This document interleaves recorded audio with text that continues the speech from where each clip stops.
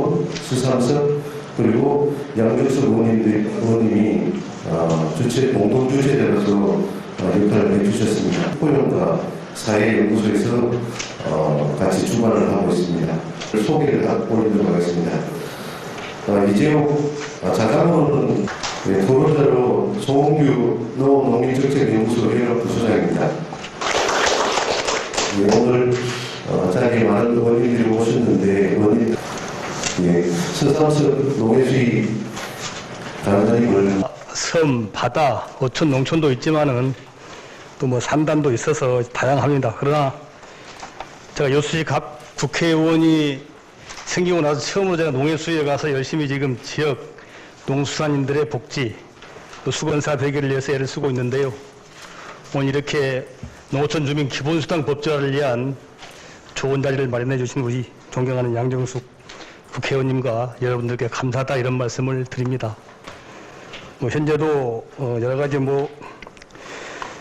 농어촌 직불금과 관련된 여러 가지 제도들이 시행되고 있고 일부 지자체에서는 농어촌 주민 기본수당 이런 것도 지급되고 있습니다만은 국가 차원에서 이런 것들이 법제화돼서 전국의 모든 농어민들이 고르게 혜택받고 또 지방과 중앙이 차별이 없는 농어촌이 도시와 차별이 없는 이런 균형된 삶을 위해서 이런 좋은 기회를 가지게 된 걸 정말로 감사하게 생각하고요. 저희 농해수위 국회의원들이 해야 될 일을 여러분들이 해주셔서 또 송구스럽기도 하고 감사하다는 말씀을 드립니다. 오늘 이 자리를 빌어서 이 농어촌 기본소득 도입을 위한 모두가 수긍할 수 있는 논리가 개발이 되고 또 국민적 공감대를 얻었으면 좋겠다 이런 소망을 가져보고요. 현재로서는 여러 가지 난제가 많은 것 같습니다만은 당장 재원을 마련하는 일, 또 기존에 지급되던 농민수당 등과의 관계 설정을 어떻게 할 것이었는지, 또 지급 대상을 명확하는 문제 이런 문제들을 오늘 이 자리를 통해서 하여튼간에 좋은 해법이 강구되는 그런 좋은 자리가 되기를 간절히 소망에 맞이했습니다. 거듭 여러분께 감사드리고 오늘 이 자리를 계기로 해서 농어촌 주민들의 삶의 질이 많이 높아지기를 간절히 소망합니다. 고맙습니다. 감사합니다. 네, 동학국민혁명의 발상지자 성지인 저 고창 출신 윤준표입니다. 오늘 이렇게 좋은 자리를 마련해 주신 우리 양정숙 의원님 그리고 또 공동 주최를 해 주시는 우리 의원님들 감사하고요. 또 이렇게 좋은 법제화 토론회 발제와 토론을 함께 해주시는 분들께 감사하다는 말씀을 드립니다. 지금 농촌 현실에 대해서는 다 잘 알고 계시리라고 생각합니다. 산업적으로 위축되고 있고 또 인구는 소멸되고 있고 그거를 잘 보완하기 위해서는 뭔가 산업적으로 위축된 거에 대한 보완책이 좀 뒷받침돼야 되고 또 인구 소멸을 저지시키기 위해서는 또 지원이나 또는 배려가 뒤따라야 되는 게 현실이기도 합니다. 그런 현실 속에서 지자체 중심으로 농민수당들이 지금 운영이 되고 있습니다.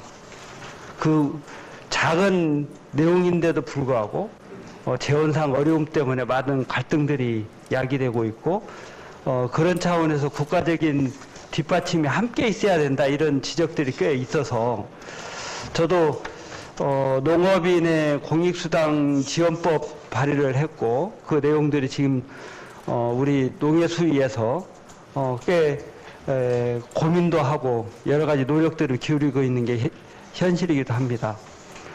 그런 차원에서 그런 차제 또 농어촌 주민 기본수당 법제화가 진행되고 있어서 우리 농해수위에서 고민하고 있는 내용의 이론적인 뒷받침도 좀 하고 또 기존에 있는 공익형 직불제나 또 지금 좀 확대하고자 하는 공익수당 문제나 또 이번에 또 주민 기본수당에 대한 법제화를 토론하는 이런 내용들이 함께 묶여서 제대로 된 제도적인 뒷받침이 좀 이루어졌으면 좋겠다 이런 생각이 듭니다.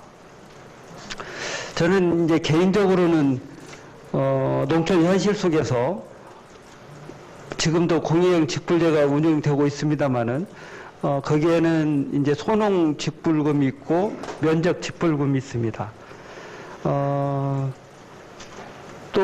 그동안에 우리 국가사회를 이끌어온 우리 어머님들, 아버님들, 이 노고 속에서 우리가 이 정도 이렇게 성장해 온 만큼 최소한도 그분들에 대해서 생활적인 뒷받침은 현장에서 있어야 되는 게 아닌가 이런 생각이 들어서 명칭이야 기본수당이 됐든 공익수당이 됐든 또는 소농 직불금이 됐든 그 형태야 다양하겠지만 그러나 현장에서 우리 사회를 이 정도까지 이끌어 오신 분들에 대한 배려만은 제대로 있었으면 좋겠다.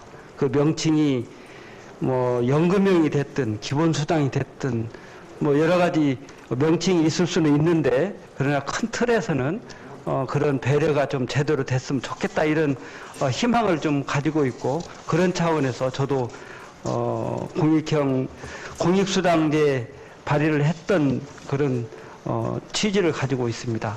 오늘 좋은 논의가 되셔서 그런 우리 농촌 현실의 아픔도 극복하고 또 미래를 내다볼 수 있는 좋은 변화가 유도될 수 있는 그런 제도적인 뒷받침이 마련되기를 소망합니다. 오늘 다시 한번 이렇게 좋은 자리 마련해 주신 우리 양정숙 의원님과 공동 주최해 주신 우리 의원님들 감사하다는 말씀 드리고요. 또 오늘 토론해 주시는 우리 토론자 여러분께도 좋은 결과 잘 도출해 주시기를 부탁드리고 바쁘신데 참여해 주셔서 감사합니다. 좋은 기대를 하겠습니다. 감사합니다.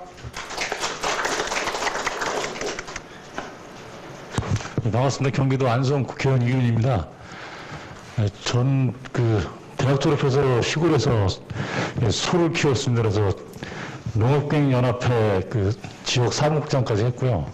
저희 지역도 수도권임에도 불구하고 농촌인가 워낙 많은 지역이고, 저희가 실제로 농민단체들 모여서 늘 하는 얘기가 새로운 젊은이들이 없습니다. 그리고 나이 드신 농민들은 돌아가시고, 이게 농업이 유지될 수 있을까라는 고민을 하지 않을 수 없고요. 무엇보다 어쨌든 식량 생산은 안보의 문제이기 때문에 우리가 꼭 지켜야 되는 분야고, 이 분야를 지키기 위해서 지금 농민들한테 새로운 것을 요구할 수 있는 상황은 아닌 것 같습니다. 그래서 국가가 일정 책임을 져야 농업이 지속될 수 있고 우리 국가가 유지될 수 있기 때문에 우리 농민 기본수당, 기본소득이든 기본수당이든 이런 것이 법제화되지 않으면 사실 농촌 붕괴할 수밖에 없는 상황이 있기 때문에 이것이 꼭 법제화되고 또 최대한 농민들이 생업을 유지하고 또 새로운 사람들이 농촌에 올 수 있는 그런 기본소득이 보장될 수 있게 해야 된다는 생각을 갖고 있습니다. 그래서 여러분과 같이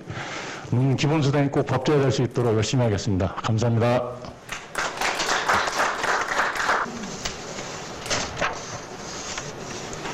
예, 반갑습니다. 소개받은 전국농민 총연맹 의장 박흥식입니다. 반갑습니다. 예, 지금 청와대 앞에서 지금 기자회견을 토지 문제, 농지 토지 문제 때문에 지금 기자회견하고 막 지금 1시 반에 태양광 문제가 농지로 지금 농민들이 많이 고통받고 있는데 태양광 문제가 지금 같이 토론을 하고 있습니다. 그래서 잠깐 인사하고 지금 이 자리를 왔는데요. 농민들이 오직 폭포가면 2018년도 지방자치 선거 때부터 이야기되었던 농민수당을 현장에서부터 만들었고 지역에 조례를 만들고 돛단위 조례를 만들어서 농민수당이 정착 단계에 아마 내년도면 전체 도가 농민수당을 도입할 거라 봅니다. 처음으로 정말 농민들의 공익적 가치를 돈으로 따졌을 때 100조가 넘는 부분에 대해서 정부가 하는 게 아니라 지역에서 했다는 것들에 대한 깊이 고민해야 할 문제입니다. 그래서 정부는 이 공익 직불금 관련해서는 오히려 소득보전 직불금을 가지고 돈 몇 푼에 이렇게 희석해버려서 피해가고 있는 현실 속에서 오늘 농어촌 수당에 대한 이야기가 한다는 것은 너무나 반가웁니다. 저희 마을에는 애가 없습니다. 저희 옆마을도 애가 없습니다. 그것도 옆마을도 애가 없습니다. 아니 40대가 없습니다. 이제 자연적으로 농촌은 이미 마을이 자연 양로원이 되었고 이제 그분들이 돌아가시면 농촌은 유지될 수가 없는 이 현실 속에서 그나마 살고 있는 그래서 그 지역에서 살고 있는 주민이 농촌을 유지해서 면 단위를 유지할 수 있는 이 소멸을 막기 위한 국가 균형 발전에 기인한 이 환경과 그리고 공익적 부분들이 유지될 수 있도록 하고자 하는 오늘 이 토론회는 우리 농민들한테 그리고 우리 미래 사회에 굉장히 소중한 자리라고 봅니다. 그런 만큼 오늘 그 양정석 의원님과 그리고 농해수의 우리 이규명 의원님, 주철원 의원님, 윤준병 의원님 그리고 서삼석 의원님 위에 함께 하신 의원님 정말 감사합니다. 그리고 농특위가 또 함께 해주시고 또 경기도가 먼저 시범사업으로 지금 현재 면단위 농어촌 기본소득을 진행하고 있는 것에 대해서 지역 단위 다니면서 이야기했을 때 너무나 좋아를 합니다. 이게 법으로 조정돼서 정말 이게 국회 입법화돼서 전 농민한테 그리고 지역 단위 면 단위에 지급이 됐으면 좋겠다는 것들이 굉장히 큰 성향을 보고 있습니다. 그리고 또한 그 포용사회 연구소에도 함께 해주셔서 너무나 고맙습니다. 오늘의 토론 결과가 현실로 다가와서 입법화돼서 정말 이 교육 발전에 지역이 유지될 수 있도록 다시 한번 거듭 부탁드립니다. 감사합니다.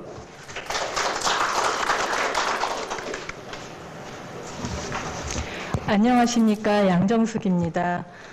농어촌 주민 기본수당 법제화 토론회 행사를 개최하게 된 것을 매우 뜻깊게 생각하고 바쁘신 와중에도 참석해 주신 모든 분께 감사드립니다.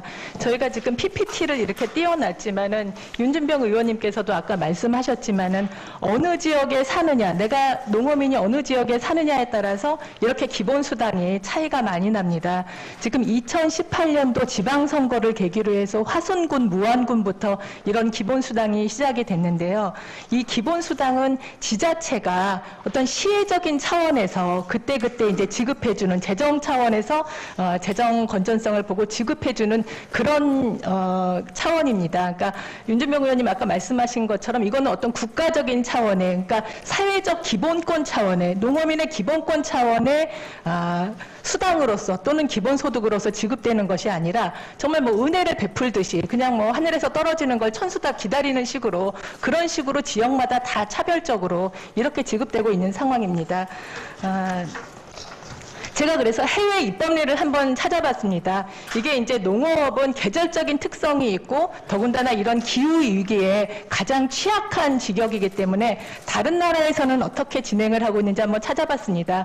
그런데 농어촌 지역에 산다는 이유만으로 일괄적으로 지급하는 입법례는 없더라고요. 물론 지금 뭐 프랑스, 미국에서도 그 입법례에 대한 연구는 많이 있습니다. 어떤 이렇게 이제 통일적인 입법례는 없지만은 외국의 경우에 특히 선진국의 경우에는 농업보험이라든지 아니면 재해보험이라든지 아니면 품목별 단가제도, 그러니까 그 어떤 뭐 상추라든지 뭐 귤이라든지, 그러니까 특정 품목이 그의 농사가 안 되면은 품목별로 단가를 맞춰주는 겁니다. 이런 이제 농업보험, 또 재해보험, 품목별 단가제도 세 개의 삼중 안전장치가 있습니다. 그래서 농어촌에서도 기본적으로 생존을 유지할 수 있는 안정적인 그 소득을 유지해 갈 수 있도록 그렇게 입법례가 다 되어 있습니다. 그리고 이렇게 농어촌의 그 안정적인 소득을 보장함으로써 어떤 윤작이라든지 생물 다양성 보존에도 더 기여를 해나갈 수가 있습니다.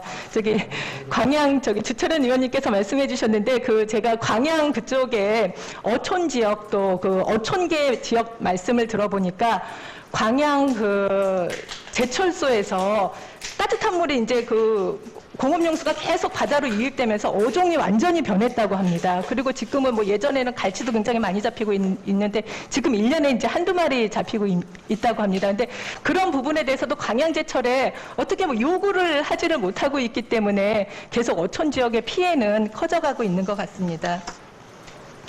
예, 오늘 이렇게 뜻깊은 자리를 마련해 주신 이규민, 주철현, 윤준병 의원님께 감사드리고 또 인사 아까 하고 가신 서삼석 간사님, 또 김영진, 어기구, 위성곤, 한병도, 김수흥, 김원희, 민영배, 윤재갑, 이용빈, 이원택 의원님께도 감사의 말씀을 전합니다. 그리고 오늘 토론회 자장을 맡아주신 이재욱 경기도 농수산진흥원 이사장님, 발제 나서주신 송원규 농업농민정책연구소 여름부소장님, 또 함께 토론 이어나갈 이무진 전국 농민의 총연맹 정책위원장님, 민경록 경기도 농정해양정책개발팀장님, 박유신 농수축산신문 부국장님, 이창한 기획이사님께 감사드립니다. 오늘 여러분들이 논의해 주신 그 내용들을 잘 엮어서 법안도 지금 저도 윤준병 의원님께서도 하셨지만 저도 지금 이제 공동 발의 10명 다 모아놓고 조금 더 모으고 있는 상황입니다. 대표 발의 이제 곧 할 거고요. 그 좋은 정책과 좋은 법안을 만드는데 다 밑거름이 되도록 노력하겠습니다. 감사합니다. 하나, 둘, 셋.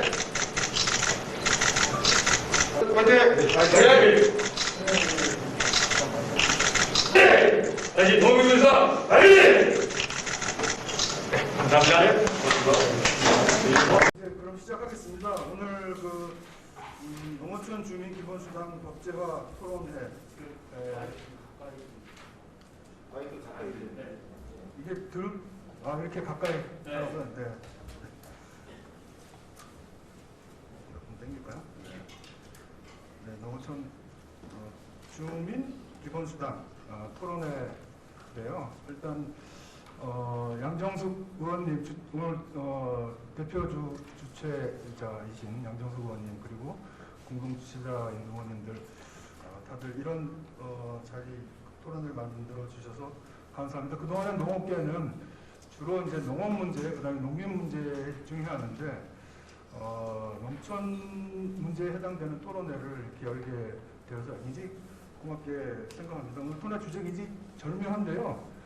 지금 이제 농업계에서는 농민 수당, 그다음에 농민 기본소득, 또 농어촌 기본소득 등 몇 가지가 이제 또 유사하지만 한편으로는 또 각각의 그 결이 다른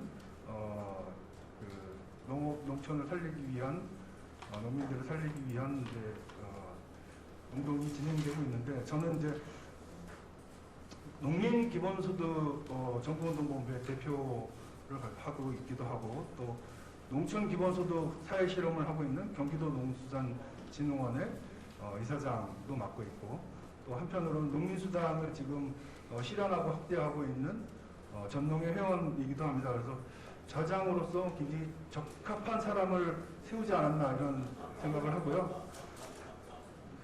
그렇죠? 그래서 정말 이 융복합 시대의 주제가 굉장히 융복합된 주제입니다. 농어촌 주민을 위한 기본수당.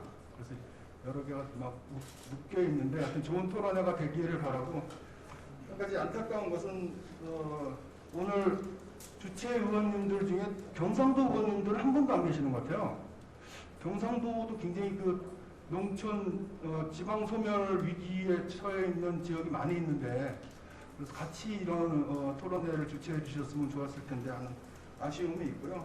우리나라 전체 면 지역의 90% 정도가 면 인구 4,000명 이하의 면입니다.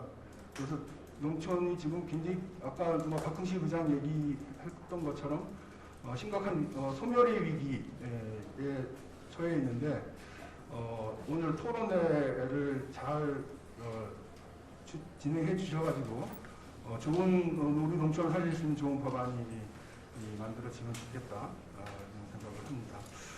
첫 번째로 이제 토론을 진행하겠습니다. 첫 번째로 농업농민정책연구소 여름의 부소장인 송홍규 박사가 우리 사회의 회복력을 위한 투자 농어촌 기본소득이라는 주제를 가지고 발표를 하도록 하겠습니다. 네, 발표해 주시죠.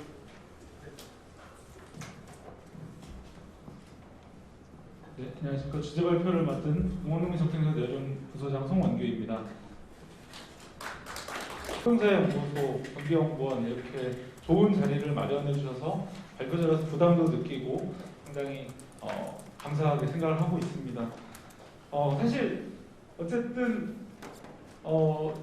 농어촌 주민 기본수당 혹은 이제 저는 글 안에서는 각주를 달고 농어촌 기본소득이라고 구체적으로 표현을 했는데 어쨌든 기본소득 혹은 수당을 주자고 하는 논의임에도 불구하고 보시면 알겠지만 발표 자료에는 숫자는 별로 나오지 않습니다. 그런 이유는 일단은 지금 벌써 법제화 단계로 어떻게 보면 몇 단계 좀 뛰어넘었다는 생각도 드는데 중요한 어떤 사회적 합의가 필요한 의제가 구체적인 내용들에 대한 논의들을 진행하기에 앞서서 어떤 사회적인 여러 가지 농업농촌의 위기에 대한 인식이라든지 기본소득에 대한 빠른 인식의 향상 이런 부분들로 인해서 좀 제가 생각하기엔 좀 빠르게 진행이 되면서 중요한 부분들에 대한 아직은 논의가 들어가기 전이기 때문에 사실은 그 방향성과 가치를 놓고 말씀을 드리는 것이 좋겠다라는 그런 연구자로서 고민 하에서 좀 발표자를 준비를 했습니다. 네, 그래서 왜 우리가 농어촌 기본소득을 이야기하는가라는 부분에 있어서 사실 근 30년 이상 진행되어 온 정부의 농정 문제를 짚고 넘어가지 않을 수 없다고 생각을 합니다. 기본적으로 80년대 말부터 본격화된 소위 신자유주의 기방농정이라고 하는 것은 기본적으로 농업 주체를 규모화하고 전문화하면 경쟁력이 생기고 효율성을 통해서 구조조정도 되고 우리 농업농촌이 위기를 극복할 것이다라는 대전제를 가지고 추진이 되었습니다. 하지만 우리가 현실에서 보고 있는 것처럼 아주 소수의 농민은 성공했지만 다수의 농민들은 퇴출되었고 또 여전히 퇴출될 위기성 속에서 생계의 위험을 안고 매년 농사를 힘들게 반복하고 있습니다. 그리고 최근에 와서는 기후위기 속에서 기존의 산업화된 영농 방식과 유통 체계에 대해서도 상당히 많은 고민들이 제기되고 있습니다. 그리고 제가 이 얘기를 많이 다루지는 않았지만 농촌 개발의 측면에서도 상당히 하드웨어 중심으로 되면서 최근에 포괄 보조금 제도라든지 주민들의 직접적인 요구를 수용하는 방식으로 정책이 전환되고는 있으나 지금까지는 그렇지 못했다라는 비판이 여전히 크게 제기되고 있습니다. 이런 속에서 가장 큰 방향 전환은 시설이나 땅에 대해서 투자하는 것이 아니라 그것을 공익적 기능을 직접 만드는 주체인 사람에게 투자하는 것이 맞다라는 시대적인 전환은 분명하게 나타나고 있다고 생각합니다. 이것은 전 세계적인 추세이기도 하고 기본소득의 논의가 담고 있는 의미라고 생각합니다. 이걸 통해서 기존의 다수화과 생산주의 농정이 아니라 지속가능한 농정과 농사와 농촌 사회로 전환이 가능하지 않을까라는 그런 고민들이 제기가 되고 있습니다. 그래서 일정하게 이렇게 겹쳐지는 부분이 있을 수밖에 없지만 농업인의 지속가능성과 농어촌의 지속가능성이라는 측면을 기본 수당 내지 기본 소득의 고민으로 풀어가려고 하는 것이고 그 속에서 먹거리 보장과 식량주권 실현, 지속가능한 농업이라는 부분과 지속가능한 농촌 그런데 지금 농촌 자체가 지속가능한 것에서 끝나는 게 아니라 4차 산업혁명이라든지 도시의 과밀화 위기라든지 이런 부분들을 충분히 농촌이 흡수하면서 갈 수 있다. 아까 그리고 여러 의원님들께서 말씀하셨지만 이 고령화되는 농촌의 문제를 농촌에 들어와서 얼마든지 살림살이를 영위할 수 있는 공간으로 만들므로써 젊은 층이 유입될 수 있다라는 그런 고민들을 담고 있습니다. 이제 이 문제들을 풀어가는 데 있어서 중요한 쟁점들이 나설 수밖에 없습니다. 기본적으로 사회적인 관점의 전환을 요구하는 내용들이고 그 다양한 이해관계 집단들이 농업계 내에서는 그럼 기본소득으로 모든 농정의 문제가 해결되냐라고 하는 문제 제기가 있고요. 그렇기 때문에 다양한 다른 농업 정책의 대안들과 흔히 농정의 틀 전환이라고 하는 농특위의 고민처럼 이런 방향성과 기본소득이 어떻게 보완적으로 간질 것인가, 보완관계를 이런 고민들도 같이 다뤄줘야 한다는 고민이 있고요.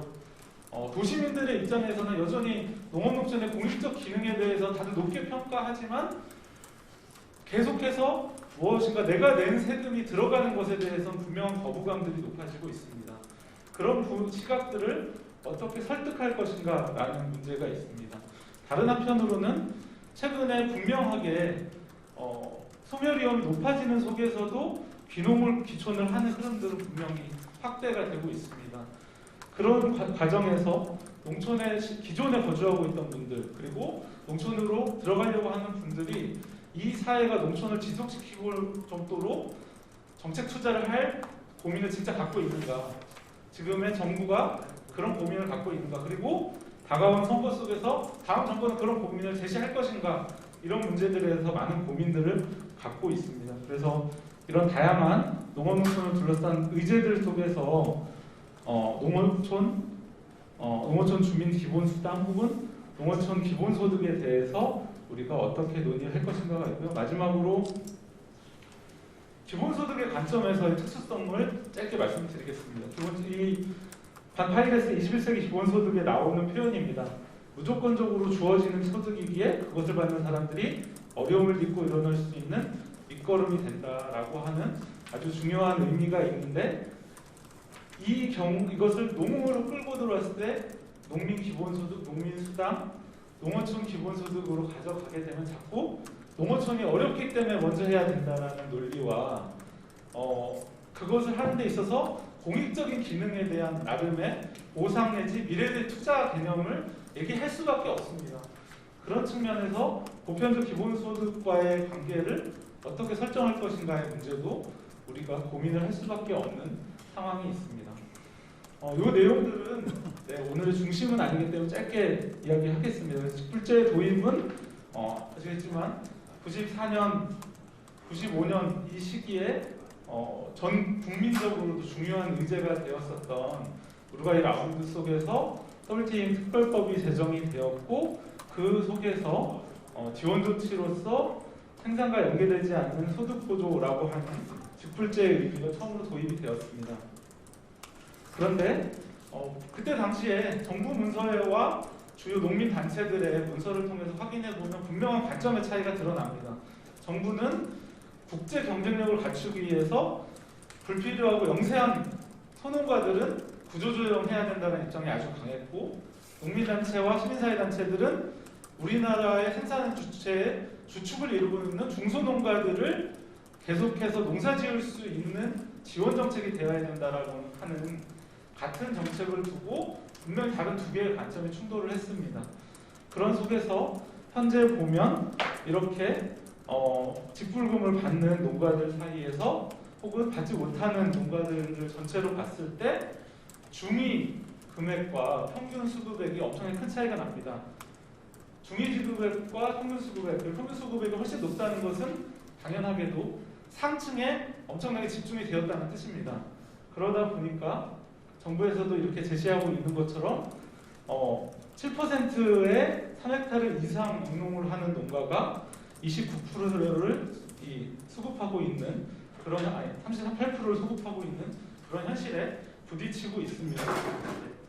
이런 문제들 속에서 작년에 공익형 직불제 개편에 대해서 합의가 되었고요. 비록 이제 선택형 직불이 구체적으로 어떻게 설계될 것인가와 관련한 여러 가지 논의와 갈등들이 빚어지고 있지만, 어쨌든 기존의 땅에 투자되는 땅에 비례해서 투자되는 방식이 아니라 소농직불금과 같은 이 사람들이 농촌에서 계속 농사지을 수 있는 조건을 만드는 투자가 필요하다라는 합의는 일정하게 사회적으로 저는 이루어졌다고 판단을 합니다. 이런 직불제가 이렇게 한계를 보인 상황 하에서 농민들은 계속해서 매년 반복되는 경영위기를 경험을 하면서 내년에도 농사지을 수 있을까라는 것이 매년 고민거리이자 구호가 될 정도의 상황이 반복이 되었고요. 이런 상황 속에서 2007년에 농민월급제라는 제안이 처음 있었습니다. 이것이 몇 차례 선거를 거치면서 2016년 총선에서 생태 농촌 보전을 위한 농민수당 제안이 있었고요. 구체적으로 전국화가 될 수 있었던 계기인 2018년 지방선거에서 다수의 지자체장 후보들이 농민수당을 공약으로 내걸었습니다. 그래서 작년 2020년 기준으로 약 3,180억 원이 전국적으로 지급되었다라고 하는 그런 결과가 나와 있고요. 이 농민수당에 대한 이해 부분에서 농업의 가치를 인정하고 WTO 이후에 계속해서 피해를 일방적으로 떠안고 있는 농업 농촌에 대한 국가적 보상이다라는 의미, 그리고 기존 핵심적인 주체인 중소농을 계속해서 유지시킨다는 의미, 이런 부분들과 함께 도농 격차를 완화한다는 의미를 담아서 농민수당을 전국화하는 과정이 있었습니다. 그 다음에 농민 기본소득이라는 것이 농민수당과 사실 처음 시작을 할 때는 크게 차별점 자체가 별로 처음엔 부각되지 않았었는데 역시 선거를 거치면서 기본소득에 대한 사회적 인식이 높아지면서 왜 농민 기본소득인가에 대한 다양한 설득 논리가 제기가 되었습니다. 여기서 나오는 것처럼 대부분 다 이 농업, 농촌의 위기 그리고 식량주권을 실현하기 위해서는 우리 국민들의 먹거리 보장을 위해서는 농업, 농촌을 유지시킬 수밖에 없다라고 하는 공통된 고민 의식 하에서 농민 기본소득의 도입에 대해서 많이 이야기가 되었습니다. 현 시점에서는 그 내용들을 살펴보면 왜 농민수당을 이야기하고 왜 농민기본소득을 이야기하는지 각각의 어떤 정책적 의미와 사명, 사회적인 어떤 효용성들이 조금씩 맥락의 차이가 있는데 그럼에도 불구하고 직불제로부터 농민수당, 농민기본소득까지 농가 혹은 농민 개인에 대한 현금성 지원이라는 방식의 동일성으로 인해서 일정하게 외부에서 보기에는 농업농촌을 모르는 도시민의 입장에서는 똑같은 정책을 왜 다 나누어서 하냐라는 사실 그런 오해를 불러일으킬 수밖에 없는 측면이 있다고 판단이 됩니다. 그런 상황에서 각각의 법제화가 조금 추진이 되고 있고요. 결국은 하나의 방향성을 도출하는 것이 필요하지 않는가라는 고민 의식이 있다고 생각이 됩니다. 이것과 좀 다른 맥락에서 농어촌 기본소득 혹은 농어촌 주민 기본수당은 농촌이라는 공간 자체 그리고 농촌과 도시와의 관계에서 균형 발전이라는 것을 훨씬 더 좀 고민을 많이 한 의미라고 개념이라고 말씀드릴 수 있겠습니다. 기존의 농촌과 도시의 관계는 이렇게 대체로는 도시로 좋은 것을 생태적인 것, 먹거리, 다양한 자원의 생태 서비스들을 보내고 대부분의 노동력도 도시로 이주시키고 나서 농촌에서는 쓰레기와 오염 그리고 지속 불가능성이라는 것을 떠안는 방식으로 우리 사회는 발전해 왔습니다. 이러한 것들을 농촌이 가지고 있는 다양한 역량, 그러니까 농촌 주민의 농사를 통해서 먹거리를 보장하고 또 농촌이라는 공간과 경관, 생태 서비스를 유지함을 통해서 도시에서 나오는 다양한 위험들을 흡수하는 공간으로서의 농촌이 가진 잠재력을 이끌어내는 것이 앞으로는 우리가 흔히 계속 이야기했던 지속가능성 그리고 지속가능성을 넘어서는 회복력을 가진 사회로 나아가기 위해서 농촌이라는 공간의 의미를 새롭게 다시 우리가 이해하고 이 농촌을 어떻게 지속가능하게 만들 것인가라는 고민을 해야 된다는 의식이 제기가 되었습니다. 이런 측면에서 농촌 개발이라는 관점을 하드웨어를 우선하고 이 컨설팅 회사라든지 이걸 지원해주는 행정 일방의 방식이 아니라 주민 역량을 증진시키는 방식으로 바꿀 필요가 있기 때문에 이런 차원에서도 농촌 개발 사업을 일시에 해소하고 기본소득으로 전환하거나 이런 무리한 방식에 대해서는 좀 논의할 필요가 있겠지만 말 그대로 농촌 주민에게 투자하는 것이 여러 가지 측면에서 우리 사회 지속 가능성을 높이는 데 의미가 있다라는 논의들이 활성화되고 있고요. 이런 내용들은 우리가 최근에 논의하고 있는 농산어촌 그린 뉴딜이라든지 저밀도 경제라는 의미 속에서 농촌이 향후에 우리 사회의 위기를 흡수하는 역량을 얼마나 높이느냐에 따라서 우리 사회의 지속 가능성이 달라질 수 있다라고 하는 그런 고민들이 많이 제기가 되고 있습니다. 다음으로 보편적인 기본소득으로의 확장을 전제한다는 그런 관점 하에서 농어촌 주민의 기본수당 혹은 농어촌 기본소득은 보편적인 기본소득의 실험으로서의 의미가 있습니다. 그럼 이것을 실험으로 보느냐 시범사업으로 보느냐 여러 가지 논의들이 있을 수 있지만 토론자분들은 또 많이 논의를 해주실 거고요. 그래서 말 그대로 약간 특성은 다르지만 아무리 농업이 강한 도라 하더라도 전체 주민 중에 농업에 종사하는 인구는 대체로 절반을 넘기지 않고 경기도처럼 이렇게 주로 도시화된 지역에서는 20%를 넘기지 않는 경우가 대부분입니다. 이런 상황에서 전체 사회의 축소판으로서 농촌이라는 지역에 기본소득이라는 형태로 투자함으로써 이런 농촌의 의미라는 것들을 사람에 대한 투자를 통해서 지속시킬 수 있다라는 그런 고민을 말씀드릴 수 있겠습니다. 네, 그래서 여기에서부터 이제 또 나중에 토론자분들 말씀하시겠지만 그러면 어디서부터 시작을 할 거냐? 우리가 기본적으로 이제 주로 농업 쪽에서 법률에 의해서 규정을 하는 동과 읍면으로 구분을 해서 시작을 할 것이냐, 아니면 가장 균형 발전 측면에서 중요하다고 판단되는 면부부터 시작을 할 것이냐, 이런 것부터 시작해서 다양한 농어촌 기본소득의 시작 지점 범위를 이야기할 수 있을 것 같습니다.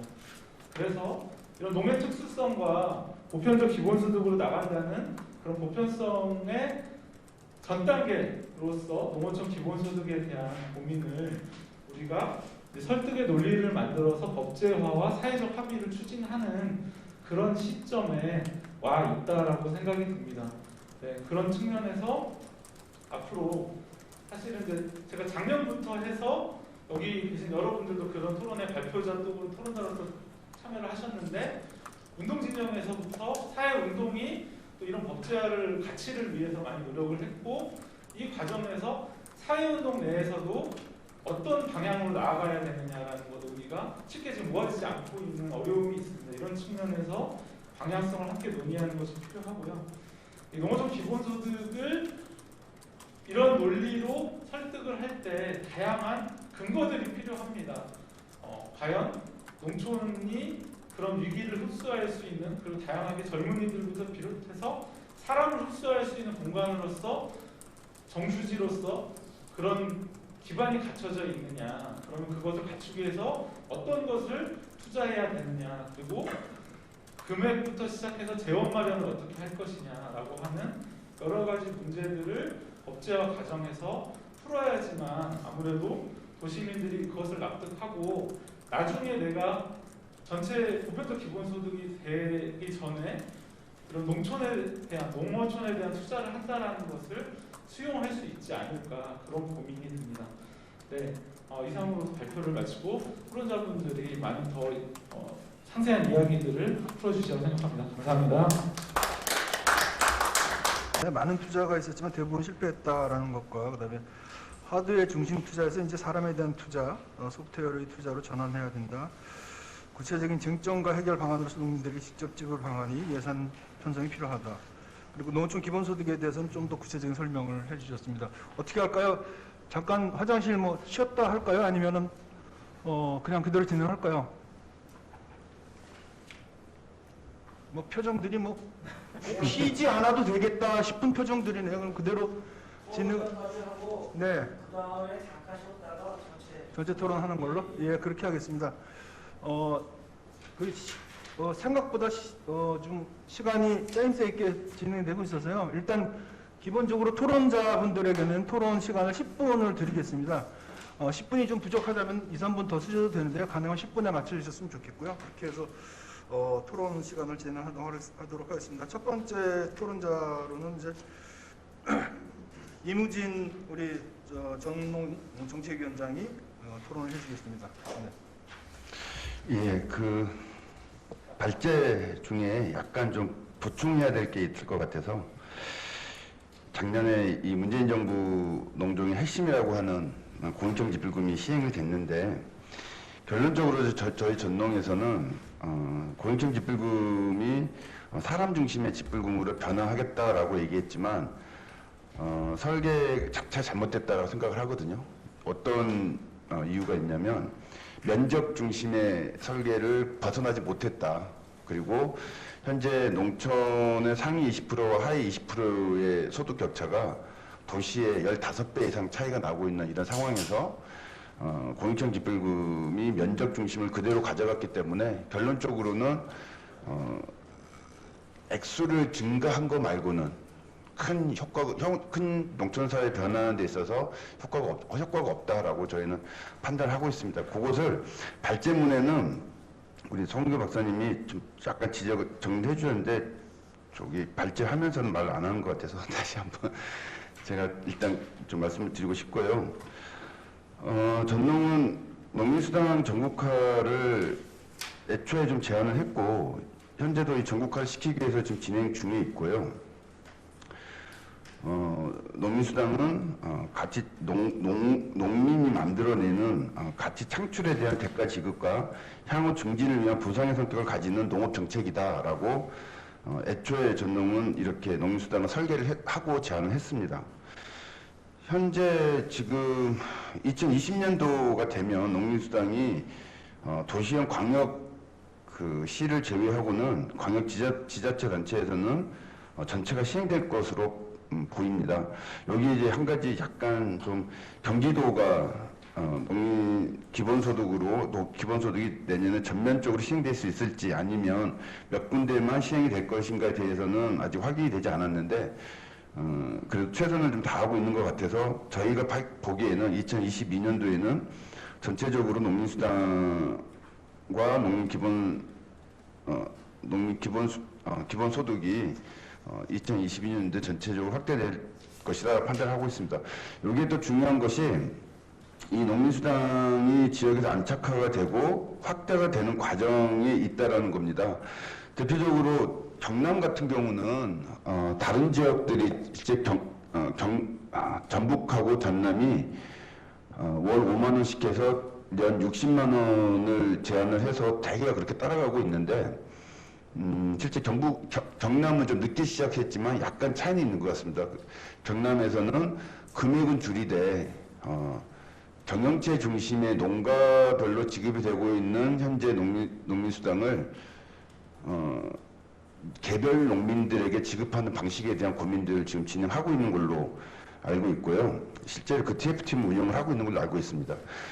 그리고 제주가 2022년도부터 거기도 제주도 금액과 관련돼서는 아직 합의되지 않았지만 여성, 남성을 가리지 않고 농민 개별에게 지급한다라고 지금 합의를 해놓은 상태고요.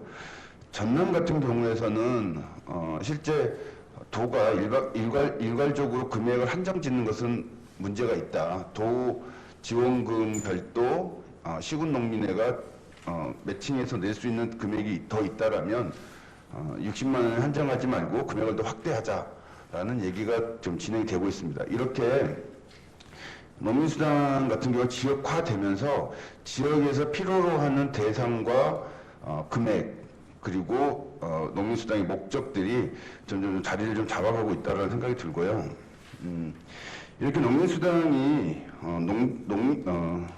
농민 중심의 농종으로 농정을 변화시키는 촉매제 역할, 촉발제 역할을 하고 있다 생각을 합니다.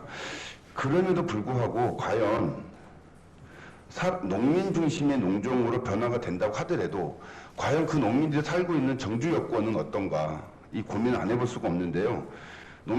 그래서 농민수당이 도입이 된다고 해도 농민들이 살아가는 정주 여건은 근본적으로 변화가 되긴 어려울 것이다라고 좀 판단이 듭니다. 아까 이제 의원님들도 말씀을 좀 많이 그런 얘기를 해주셨고요. 대표적으로 정주 여건 상황이 교육, 의료, 문화를 비롯해서 도시 사람들이 기본적으로 누릴 수 있는 것을 농촌 사람들이 누릴 수 없는 게 많아요. 특히 의료 같은 경우는 응급실에 가기 위해서 자차가 없으면 새벽에는 도저히 갈 수 없는 경우들이 많이 있고요. 그 젊은 사람들이 정말 어려워하는 이 교육과 문화 같은 경우는 1시간 반이나 2시간을 가야만 실제 영화관을 갈 수 있는 이런 상황. 그리고 교육과 관련해서도 좀 이렇게 여유 있게 아이들을 키우는 사람들은 도리어 좋다고 하지만 우리 애가 딱 저렇게 되면 경쟁에서 밀리는 거 아니야 생각하는 사람들은 도저히 견딜 수 없는 수준의 상황이 농촌 지역의 교육 상황입니다. 그럼 이런 것들을 그 농민수당이 지급된다고 하더라도 이런 것들을 보완하고 이런 것들을 좀 더 나은 방향으로 하기에는 농민수당을 해결할 수 없다라는 겁니다. 그러면 그럼 이후에 어떤 것이 필요한 것이냐? 금방 제가 말씀드렸던 교육이나 의료, 문화 등은 이용 추구보다는 지자체가 실제 지자체뿐만이 아니라 지자체나 국가가 공공성을 가진 것으로 개발해야 된다는 생각을 하거든요. 그렇게 해 나가는 과정에 있어서 오늘 제안이 되고 있는 농어촌 기본 수당이 되든 기본 소득이 됐든 용어는 중요하지 않다 생각을 하고요. 굉장히 중요한 의미를 가진다 생각을 하고 있습니다.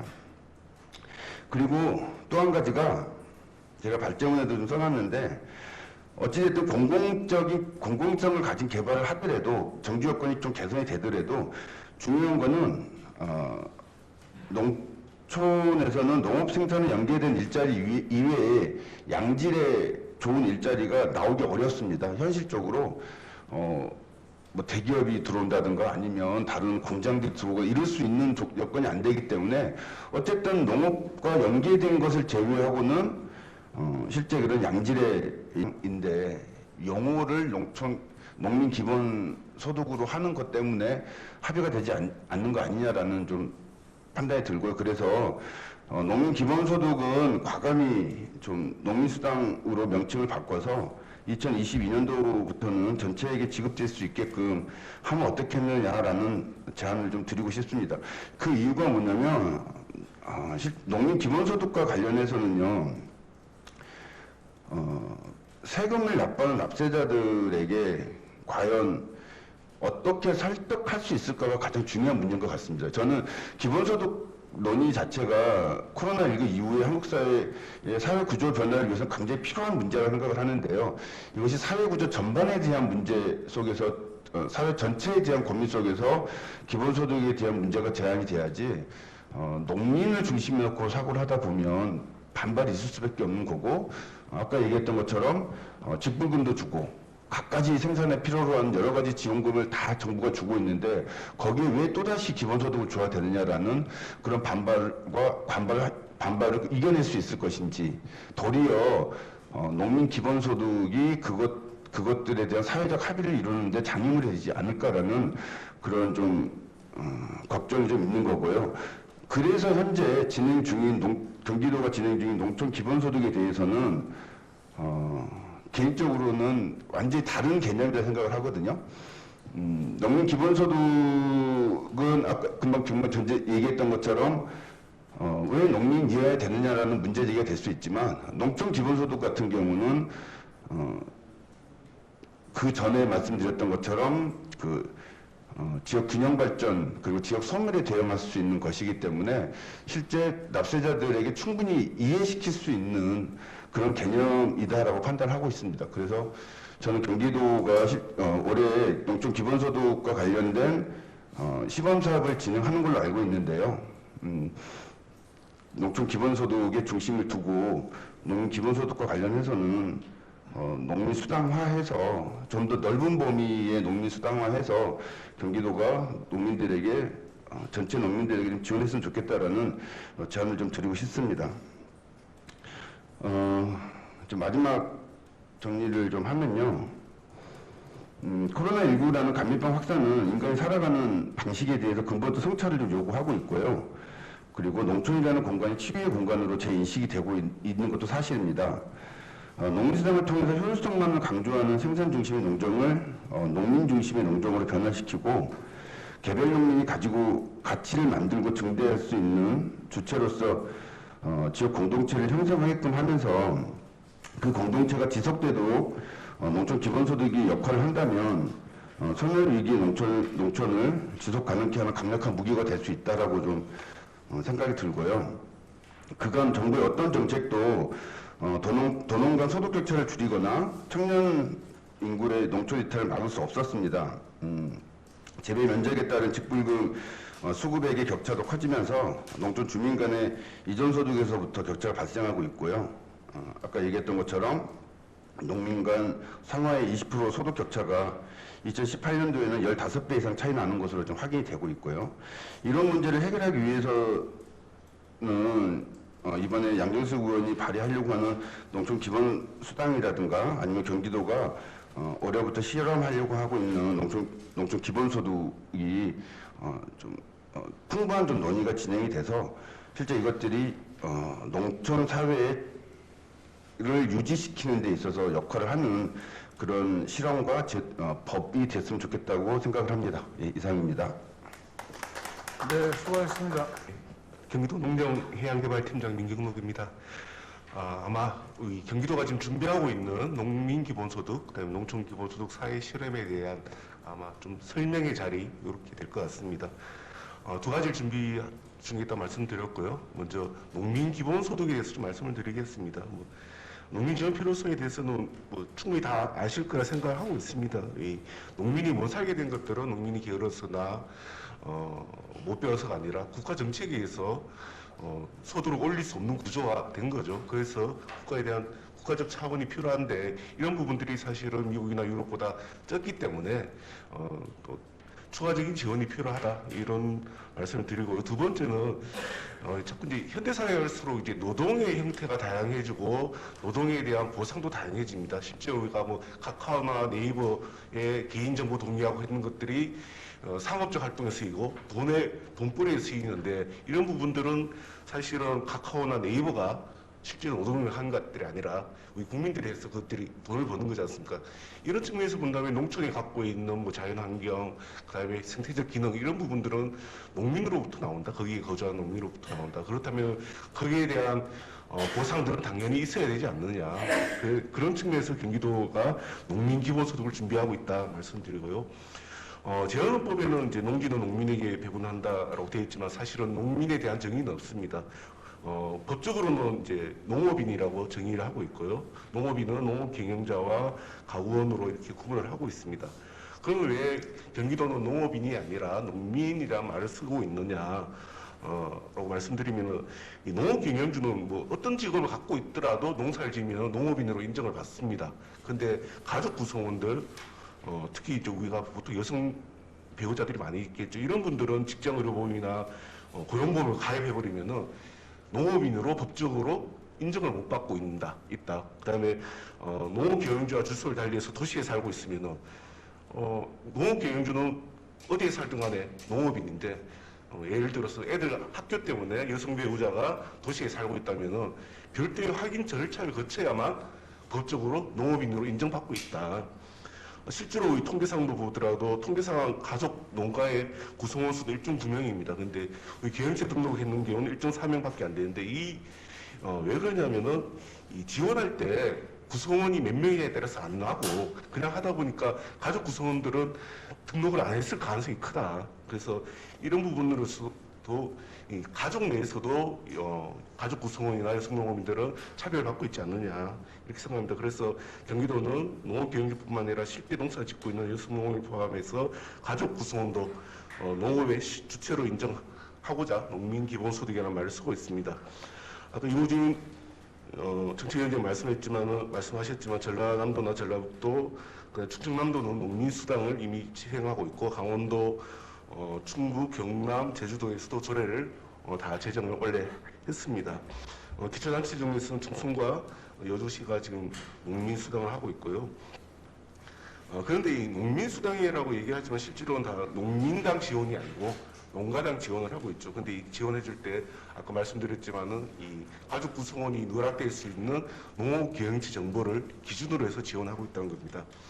그래서 경기도는 남성이 대부분 이제 이 농업경영자 등록이 돼 있는데 이런 가부장적 구조를 좀 극복하고 청년이나 여성 농민의 권리 주체 보장과 그다음에 또 경제적으로 독립된 인격체로 인정하고자 농민기본소득을 주고 있습니다. 그래서 또한 우리가 복지 지원 정책을 보더라도 사실은 가족 구성원 수가 많을수록 우리 생계지원금도 많이 받고 있는데 우리 농민수당이나 우리 직불금 같은 경우는 상관없이 지급을 하고 있다. 그래서 이런 직불금의 한계들도 좀 우리가 농민기본소득을 통해서 좀 극복하고자 하고 있고요. 이 농민수당 또는 직불제 같은 경우에는 우리가 농업의 종합소득이 3,700만 원이 이상인 사람들은 신청을 못하도록 하고 있는데, 예를 들어서 전문직인 사람이 그 배우자가 농민이다. 그러면 그 배우자 이름으로서 돈을 받지 않습니까? 직불금을 받지 않습니까? 근데 이 같은 면적을 한다면은 둘 다 농사 짓는 부부가 농민인 사람과 한 명은 전문직이어서 소득이 안정된 사람들이 똑같은 금액을 받는다는 것들은 이것들이 다 오히려 형평성을 해치고 있다. 그래서 면적이나 이런 것들이 그 농가가 아니라 농민당 줘야 된다. 이렇게 저희들은 보고 있고요. 원래부터 이제 소농지불제가 도입이 되는데 그러다 보니까 이제 세대 분리 원래 한 경영체에 등록했던 사람들이 세대를 분리해서 따로따로 신청한다거나 아니면 소농지분을 받기 위해서 농지를 따로 분리한다 이런 문제점이 있기 때문에 농가당 주는 것보다 개인당 준다면 이런 법적인 어려움 또는 불합리한 부분들을 해결할 수 있다. 저는 그렇게 봅니다. 많은 사람들이 이제 코로나19로 인해서 뭐 예술인이나 특권 노동자, 프리폼 노동자도 많이 힘든데 왜 농민만 주느냐? 사실은 우리 도 내부에서도 이런 문제 제기를 하시는 분도 많이 계십니다. 근데 앞서서 말씀드렸지만 농업이 또 농민이 갖고 있는 그런 특성이 있기 때문에 농민 기본소득부터 한다. 그래서 농민만 준다가 아니라 저희들은 농민부터 시작한다라고 생각을 하고 있습니다. 그래서 이후에 뭐 탄소세라든지 국토보유세 등 좀 어느 정도 세월이 확보된다면 농민뿐만 아니라 다른 대상까지 확대할 수 있지 않겠나 이렇게 보여집니다. 두 번째 이제 농촌 기본소득 사회 실험을 저희가 준비하고 있는데요. 기본소득에 대한 뭐 사회 시험들이 해외에서 많이 있었습니다. 근데 뭐 이런 부분들이 우리나라에 그대로 적용하기는 어렵고 또 경기도에서는 재난기본소득이나 청년기본소득을 지원했지만 이게 기본소득의 원칙 중인 보편성 그러니까 누구 개인 사회구성 모두에게 지급해야 된다는 이 보편성들을 갖추는데 좀 한계가 있기 때문에 이미 시행한 제도로서 기본소득의 효과를 국민들에게 설득하기에 좀 한계가 있어서 저희들은 기본소득 실험을 좀 준비를 하고 있습니다. 근데 왜 농촌에서 하냐, 왜 농촌 기본소득을 그럼 또 준비하고 있느냐, 이렇게 얘기하시는 분들이 있는데요. 농촌이라는 공간들은 농민뿐만 아니라 상인, 공무원 등 여러 다양한 주체가 어우러져 있습니다. 근데 결국 거기서 가장 중요한 것들은 농촌에 꾸고 있는 농민인데, 농업인인데, 이 농업인들은 도시로 떠나고 소득이 줄면서 이제 지역에 소멸 우려가 있는 거죠. 지금의 농촌이 소멸 우려가 있는 것들은 현재 정책의 결과물이라고 봅니다. 그래서 현재 정책을 그대로 한다면은 이 지역의 소멸 문제 부분들을 해결하기 어렵지 않겠나. 그래서 특단의 좀 정책이 필요하다. 그래서 저희들은 농촌 기본소득을 지금 실험을 준비 중에 있고요. 지역 재생력 지수라는 게 있는데요. 출산 가능 인구 비율 대비 2자녀 이상 출생률을 이제 지역 재생 지수로 하는데 이 지역 소멸 우려가 있는 지역에 지역 재생력 지수가 높아요. 다시 말해서 우리가 국가적으로는 저출산 또 인구 감소로 해서 굉장히 어려운 고민이 많이 있는데 젊은이들이 농촌에 들어가게 할 수 있다면은 우리가 인구 정책이나 그다음에 출산율 제고에 도움이 될 수 있다. 그래서 저희들이 또 그래서 농촌에서 실험하는 이유 중에 하나가 되겠습니다. 앞서 말씀드렸지만 이 행안부나 농식품부 여러 부처에서 다양한 농촌 정책을 피고 있는데 이게 성공적이었다고 보기엔 좀 어려운 부분이 있습니다. 그래서 실제로 이제 농촌 지역 주민들이 문화시설이나 아까 뭐 의료시설 말씀하셨지만 이런데 접근하기 굉장히 비용이 더 들고, 그다음에 이 소비자 물가 지수를 보더라도 농촌 우리가 광역시와 광역도의 두 개를 비교해 보면은 광역도가 오히려 물가가 더 높은 이게 현실입니다. 다시 말해서 농촌은 더 하겠죠. 농촌은 더 비싼, 같은 걸 구매하더라도 더 비싸게 구매해야 된다.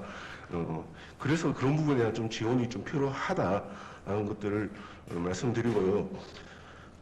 기본소득 실험지로서의 농촌의 의미도 좀 있습니다. 먼저 말씀드리기 전에, 그런 얘기를 하시더라고요. 그 농민 기본소득하고 농촌 기본소득하고 겹치면 어떻게 되느냐. 사실은 여러 분들이 많이 우려를 해요. 왜냐하면 제한되는 예산 갖고 쓰기에 문제가 있지 않느냐. 그래서 경기도는 두 개를 준비하면서 겹치는 지역이 있다면 이제 높은 금액 하나만 받는 걸로 일단 해서 국민적 동의를 좀 얻으려고 하고 있고요. 아까 말씀드렸지만은 왜 농촌에서 실험하냐, 도시 빈민들도 있고 많이 있는데 왜 농촌에서 하느냐 이런 말씀이 계신데, 도시 같은 경우는 조금만 벗어나더라도 뭐 슈퍼가 있고 여러 가지가 있지 않습니까? 소비처가 있지 않습니까? 그래서 기본소득의 효과를 분석하는 데 있어서는 특히 지역에서의 기본소득이 가지는 경제적 효과를 분석하는 데 있어서는 도시 지역보다 어느 정도 경제적, 그다음에 지리적으로 좀 격리돼 있는 농촌 지역이 좀 적합하지 않나 이렇게 보고 있어서 그래서 저희들은 이제 농촌 지역 중에 특히 이제 면 지역을 좀 실험 대상 지역으로 고려를 하고 있다라고 말씀을 드리겠습니다. 또 한 가지 뭐 해외 사회와 좀 차이가 나는 부분이 있다면은 해외에서는 사실 기본소득 주고 나서 이제 분석을 하기 시작했죠. 저희들은 먼저 사전에 철저하게 좀 준비를 해서 사전조사부터 시작해서 기본소득이 가지는 의미들 좀 효과들을 분석을 좀 하려고 하고 있습니다. 마지막으로 임시정책위원장님이 이제 건의하신 것 중에 이제 농민기본소득을 경기도가 이 국민적 아니 뭡니까 사회적 공감대를 만들기 위해서 농민 수당으로 바꾸는 게 어떨까라고 이제 말씀을 해주셨는데요. 우리가 이제 4차 산업혁명 이후의 모습들을 이제 생각해 보면은 국가의 부는 많이 자꾸 생기는데 그것들을 그러면 국민들에게 어떻게 효율적으로 배분할까라는 것들이 사실은 이제 향후에는 고민거리가 되는데 이 국민을 지원해 준 것들이 수혜적 측면으로 비춰질 것인가 아니면 국민의 당연한 권리로서 받아들일 것인가 이런 부분으로 좀 고민할 필요가 있다고 생각합니다. 그래서 지금 경기도는 국민의 기본적 권리 지원을 받을 수 있는 특히 농민들이 지원을 받을 수 있는 것들이 당연한 권리다라는 측면에서 기본소득으로 준비를 하고 있다 말씀을 드립니다. 이상 발표를 마치도록 하겠습니다. 네, 수고하도록 하겠습니다. 농축수산신문 부국장이신 박유신 국장님의 세 번째 토론을 이어가겠습니다. 10분 드리겠습니다. 예. 농수축산신문의 박유신 기자입니다. 먼저 토론에 앞서서 지금 앞서 주제 발표하신 분과 토론자 몇 분의 얘기를 들어보니까 좀 안타까운 마음이 많이 뭐를 받아줄 테니 뭐를 그러면 손해를 봐라. 그런 식으로 선택을 자꾸만 강요하는 거여서 좀 안타깝다는 말씀을 드리고요. 저도 농수산업 관련 전문지에다 종사하다 보니까 농민들의 어려움을 많이 느껴왔습니다. 그리고 직불금이라든지 농민수당 그리고 농민기본소득 오늘 논의하고 있는 농어촌 주민기본소득 수당이죠. 중요성에 대해서도 공감하는 바입니다. 특히 지난해 기자로 활동하면서 코로나 이상 기후로 농업인들이 삶이 되게 빡빡해졌습니다. 많이 어려워졌죠. 그래도 일부 영세농이나 여성 농업인들한테 기존의 농민수당이라든지 정부가 주는 직불부금 제외하고도 농민수당이라든지 여성 바우처 통해서 큰 힘이 됐다는 목소리도 일부는 들려왔거든요. 많지는 않지만 그런 측면에서 이 같은 지원이 보다 확장된 개념인 오늘 논의하고 있는 농어촌 기본수당에 대한 의미가 있다고 봅니다. 많은 논의 과제가 있겠지만 오늘 발표해 주신 내용 중에 몇 가지 말씀드리고자 합니다. 먼저 신문에서 기자로 종사하다 보니까 제 밑에 기자들한테도 용어의 중요성을 많이 강조하거든요. 용어라는 게 어떻게 보면은 직업병인데요. 어떤 용어라는 게 보편적인 어떤 의미를 함축적으로 담겨진 단어라고 표현을 하거든요. 그런 의미에서 앞으로 논의를 진행해 나갈 때 용어를 좀 명확히 했으면 좋겠습니다. 사실 오늘 토론회도 처음 의뢰를 정화통합성에 받았을 때 농민수당인 줄 사실 알았어요. 농어촌 주민자가 들어가서 이제 공간적 개념의 어떤 보편적인 기본소득이라는 거를 나중에 알았는데 어쨌든 우리가 앞에도 익숙한 게 농민수당이라든지 그런 용어로다 보니까 그래서 좀 혼재되고 있는 것 같아서 말씀드립니다. 그래서 한번 찾아봤어요. 그 문제는 중요할 것 같아갖고요. 사전적 의미로 과연 수당과 소득의 차이점이 뭔가. 그랬더니 명확하더라고요, 사실. 그래서 사전적으로는 수당이라는 것은 고용관계에서 기본급 위에 추가적으로 지급하는 금액으로 나와 있더라고요. 여기에 특정 계층을 위해서 사회적 합의에 통해서 지급하는 거를 첨부할 수도 있겠지만 기본적인 의미가 그렇게 나와 있고요.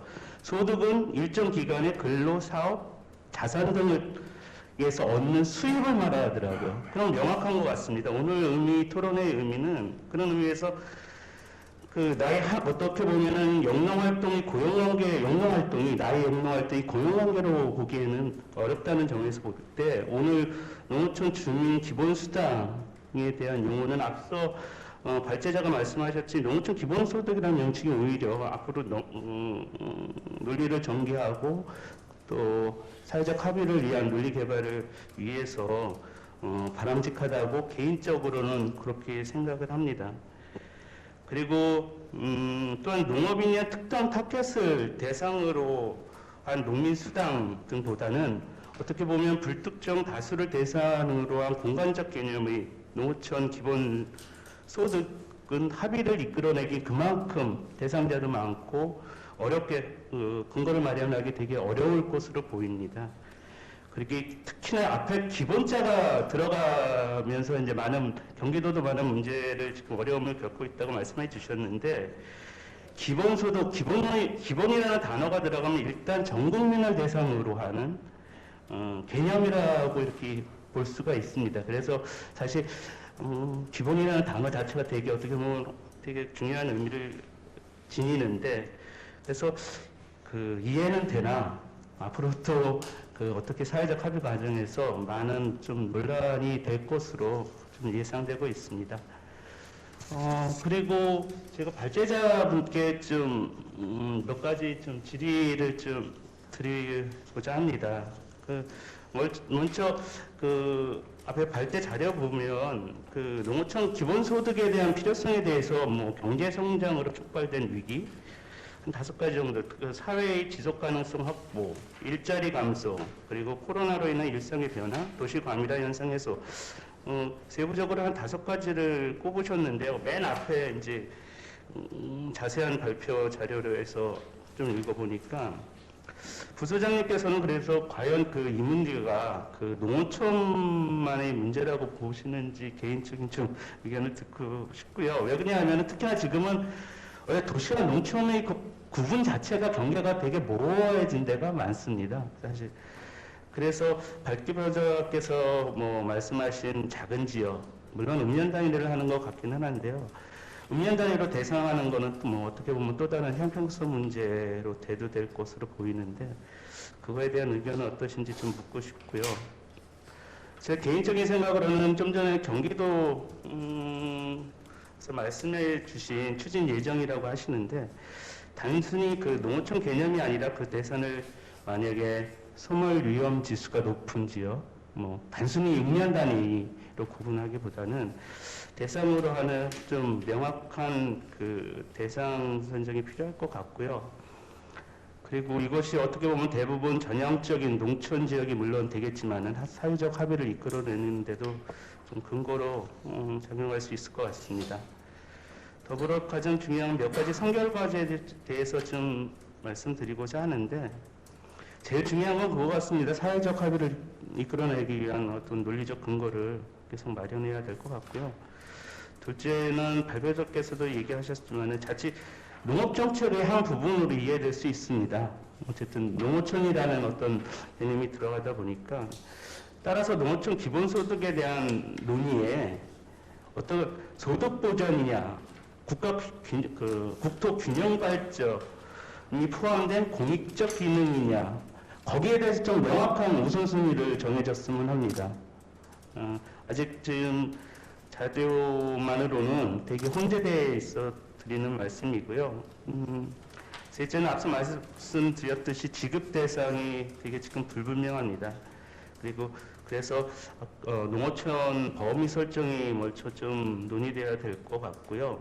그리고 우려되는 것은 같은 지역 내에서도 분명한 소득 격차가 있고 또 기본소득으로 해서 추가적으로 더 줄 경우 주민들한테 어떻게 보면은 소득 양극화가 더 심화되지 않을까 하는 좀 우려되는 부분도 있습니다. 그래서 지급 대상을 좀 명확히 해야 될 것 같고요. 만약에 시범적으로 적용을 한다면 좀 더 주민들 중에서도 고령자라든지 또 아니면은 그 지역에 아주 장기간 거주를 했다거든요. 대부분 농어촌 지역이라고 그러면 대부분이 그 대상이 그렇게만 정해놔도 농업인들이 될 것으로 보입니다. 그렇기 때문에 합의를 이끌어내기는 좀 더 원활할 것 같고요. 마지막으로 최근에 코로나 재난지원금 이것저것으로 국가 부채가 크게 증가한 상황입니다. 가장 재원 마련이 어떻게 충당할지 충분히 고려되어야 하고요. 특히나 농정 예산을 확보하기도 좀 어려운 상황에서 농촌 기본소득의 재원이 자칫 농정 예산이 짜집기 형식으로 또 변질되지 않을까 하는 우려도 있습니다. 이거는 앞서 말씀하셨듯이 도입의 목적이 분명히 소득 보전이냐 균형 발전이냐 나눠져서 예산 역시 국가 예산 쪽으로 농정 예산이 아니라 국가 전체 예산으로 아니면 지자체랑 협력할 수도 있죠. 그 대상이 광역단위 지자체면 지자체와 협력해서 그 예산 구분이 분명하게 이루어져야 한다고 봅니다. 10분 넘었나요? 예, 다른 얘기는 마지막에 혹시나 추가 멘트 있으면 그때 전하기로 하겠습니다. 감사합니다. 이게 동의가 되나 봐요. 우리 박규신 부국장님 말씀이 박수 하시는 거 보니까. 사실 저도 이제 지금 박규신 부국장님은 제3자의 객관적 입장에서 얘기를 하셨는데 여러 가지 고려해야 될 내용들에 대해서 얘기를 잘 해주셨고요. 저도 이 부분 굉장히 중요하게 우리가 검토하고 고려하고 넘어가야 될 거라고 생각하고, 제가 오늘 토론의 주제가 이제 융복합적으로 정해졌다라고 얘기를 했는데, 사실은 이제 혼란을 줄 수도 있는 주제일 수도 있어요. 요즘 농업계에서 얘기되고 있는 여러 가지 농촌에 대한 이렇게 지원을 유지시킬 수 있는 지원을 어떻게 할 것인가에 여러 가지 정책 제목이 섞여 있거든요. 수당이라든지 또 기본이라든지 농어촌이라든지. 그래서 이런 것도 과정에서 좀 한번 다 재검토하면 어떨까라는 생각이 들긴 하는데, 어쨌든 이따 토론회 다 끝나면서 이거 좀 조금 더 마무리 정리되는 과정이 있었으면 좋겠고요. 우리 마지막 토론자로 이창환 지역재단 기획이사님 토론을 드리겠습니다. 10분 맞춰서 해주시기 바랍니다. 네, 반갑습니다. 소개받은 지역재단 이창환 기획이사입니다. 예, 앞에서 발표 내용과 토론 내용을 잘 들었고요. 가급적 중복되는 내용은 좀 빼겠지만, 추가적으로 우리가 좀 논의하는 데 있어서 좀 더 보완해서 말씀드릴 부분만 말씀드리도록 하겠습니다. 다들 아시는 얘기겠지만, 우리나라는 OECD 국가 중에서 이 불평등 정도가 높은 나라 중에 하나입니다. 그런데 이제 문제는 정부에서 이 고용과 복지 같은 이제 분배 정책을 계속적으로 확대해가고 있습니다만은, 여전히 이 소득 불평등은 완화될 기미가 보이지 않고 오히려 높아만 가고 있습니다. 이러한 이제 전반적인 우리 사회의 소득 여건 속에서 농업농촌의 상황은 다들 인정하다시피 상당히 어렵기만 하죠.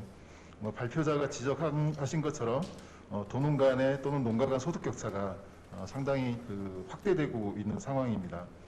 그리고 상황이 이렇다 보니까 농촌이라고 하는 지역에 사람들이 머물기보다는 도시로 나가는 경향이 많아지기 때문에 고령화, 과소화라고 하는 그런 위기가 찾아왔죠. 또 이렇다 보니까 자본주의 시장경제 논리에 의하면 농촌이 시장 규모가 작고 그리고 이제 수익이 이제 적기 때문에 어떤 사회 서비스를 받을 수 있는 교육, 문화, 환경, 의료 이런 여건이 상당히 열악해질 수밖에 없죠. 저도 2004년도에 이제 우리 의장님 살고 계신 김제에서 10년 동안 농사 짓다가 감기가 문 보좌관으로 올라왔지만, 제가 1년 후배가 하나 있어요. 그래서 1년 후배랑 이제 자주 만났는데, 그 주에 만나고 다음 주에 우리 만나서는 술 먹지 말고 문화생활하자, 영화 보자 하고 다음 주에 만나기로 했는데, 다음 주에 가보니까 김제에 있던 극장 딱 하나 있는데 없어져 버렸어요. 예를 들어. 그래서 이런 기초적인 생활 서비스뿐만 아니라 생필품을 사기 위해서는 집에서 나서면 2-3시간 금방이에요. 2-3시간 넘게 걸리는 데도 있고. 이런 이제 열악한 환경에 살기 때문에 저는 그래서 농촌 사회에 돈이 돌아야 된다. 돈이 돌아야 그러한 기초 생활 서비스를 받을 수 있는 어떤 금전적인 여건에 의해서 조금이라도 최소한의 기본적인 사회 서비스를 받을 수 있는 그러한 조그마한 시설들이라도 유지가 될 수 있다. 물론 정부가 그 공적인 기능도 역할을 해야 되겠죠. 그렇지만 현재 정부가 하고 있는 농촌 지역의 사회 서비스 보장은 너무 이렇게 크게 권역별로 쭉쭉 찢어나가지고 그 역시 찾아가서 이용하기도 되게 불편합니다. 그래서 저는 농촌 공간이 유지되기 위해서는 기초생활을 최소한의 서비스를 받을 수 있는 농촌 공간의 유지 이런 것들이 되게 필요하고 그런 것들이 즉 농촌에 돈이 돌기 위한 측면에서 돈이 돌기 위해서는 그동안의 정부 정책의 방식이 아니라 뭔가 기본소득 같은 어떤 새로운 분배 정책이 좀 필요하다는 말씀을 드리고 싶습니다. 그래서 말씀드린 것처럼 이 기본소득은 우리 사회에 이제 이 불평등 양극화를 완화를 할 수 있다라고 저는 기대를 하고 있고요.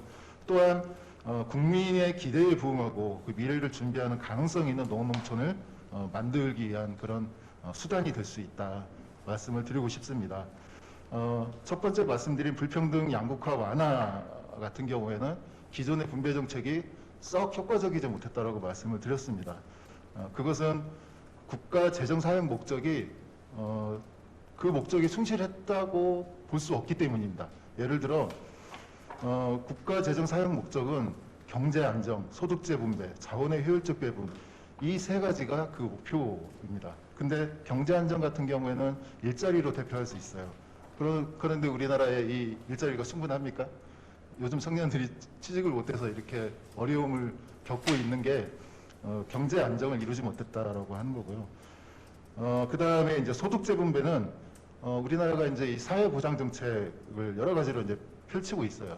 근데 이 소득 재분배 정책은 이 소득 재분배 기능이 상당히 약합니다. 그렇기 때문에 이 불평등이 완화가 안 되는 거죠. 소득 불평등이. 그리고 자원적 효율적 배분은 이제 정부의 기능을 통해서 시장 실패를 교정하는 것인데요. 아까 제가 이 농촌 예를 말씀드렸지만 농촌뿐만 아니라 도시에서도 정부가 공적인 기능을 하는 정책을 펼쳤을 때 정부 실패를 한 사례들이 많습니다. 그렇기 때문에 자원의 효율적 배분 역시도 한계가 있었다. 결국 이런 측면에서 발표자가 제기했듯이 직불제를 예를 들면 직불제가 정부의 어떤 경쟁력 또는 효율성을 내세우는 이런 이제 그 농정 하에서 뭐 개별 농가의 어떤 규모화를 추구하거나 또 이로 인한 직불금의 상층 그 집중이라고 하는 이 결과가 초래된 것은 바로 앞에서 말씀드린 정부 실패의 단적인 하나의 모습이라고 말씀드릴 수가 있겠습니다. 그래서 발표자도 말씀하셨지만 이 기본소득 같은 경우에는 이제 불평등 양극화를 완화할 수 있는 새로운 분배 정책으로의 어떤 전환을 위한 아주 중요한 수단이다 이렇게 말씀을 드릴 수가 있겠습니다. 즉 이제 소득 불평등을 완화하는 방법에는 이제 그 1차 소득 뭐 예를 들어 이제 임금 이런 거겠죠. 뭐 이런 것을 이제 그 차등을 완화하는 방법이 있겠고 2차 소득 그러니까 뭐 조세와 재분배 이후에 가처분 소득 그 불평등을 완화하는 이렇게 정책이 있을 것입니다.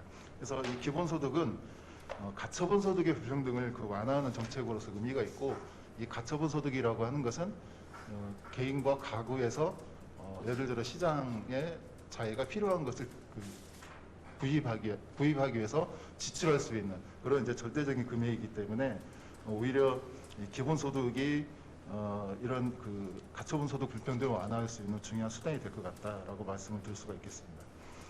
그리고 이 발표자가 그 농어촌 기본수당의 의미를 크게 이제 두 가지로 말씀을 해주셨어요. 기존 경제성장 방식의 문제와 위기 완충, 그다음에 사회 지속 가능성을 증진하는 회복력 제공, 그다음에 두 번째가 보편적 기본소득으로의 확대를 위한 사회적 합의 도출에 중요한 역할을 이렇게 두 가지로 꼽았습니다.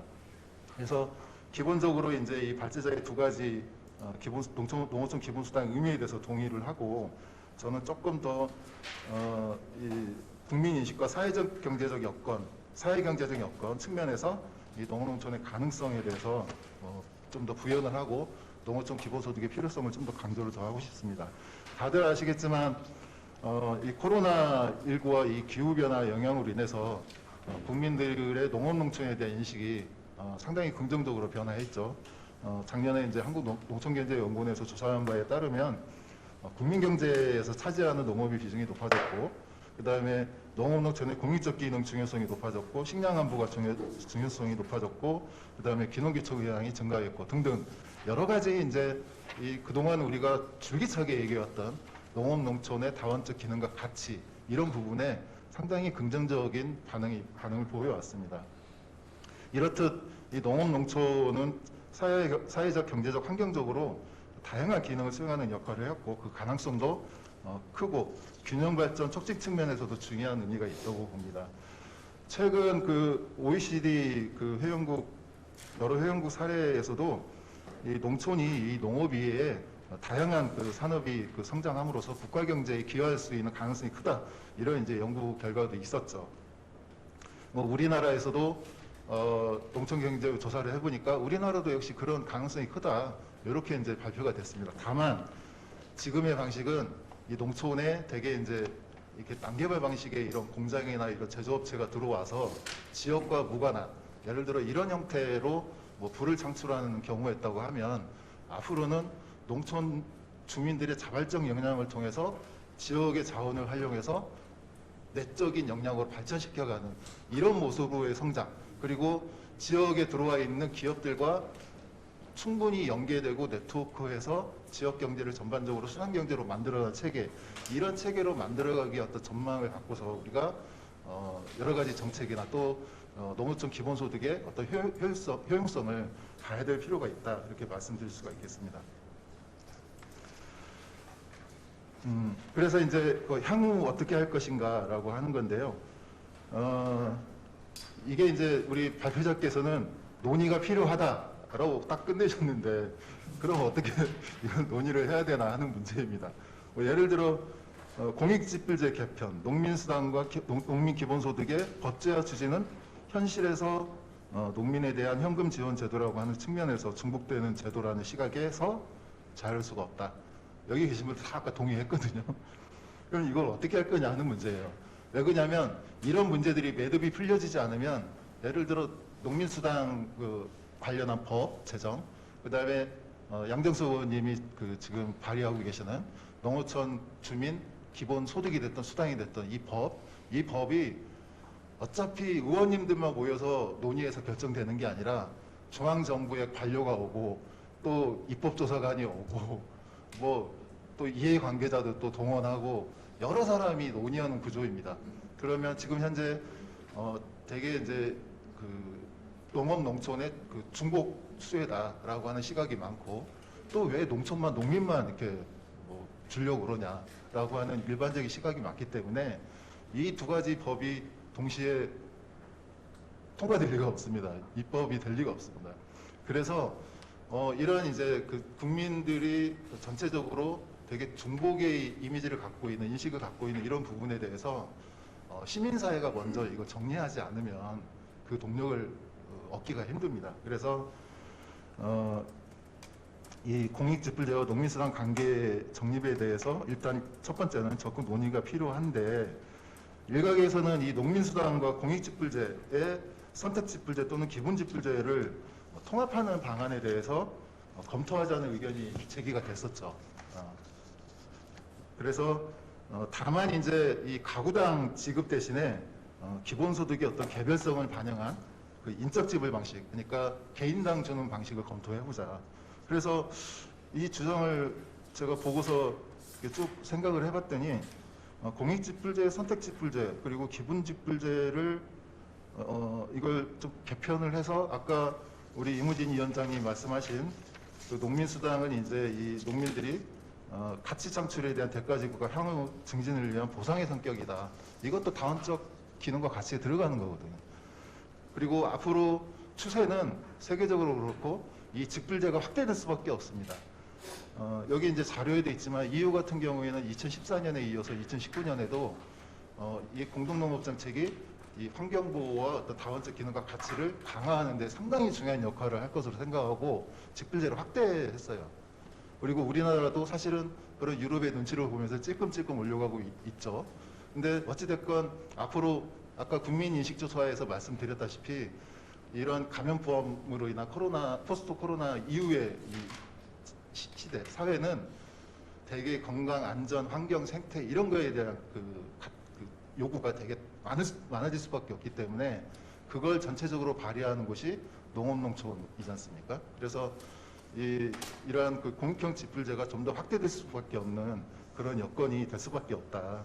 그런 측면을 우리가 보고서 어떻게 이걸 공익직불제와 농민수당 이 부분을 서로가 윈윈하면서 이걸 만들어 갈 수 있겠는가라고 하는 고민이 필요하다는 생각이 들고요.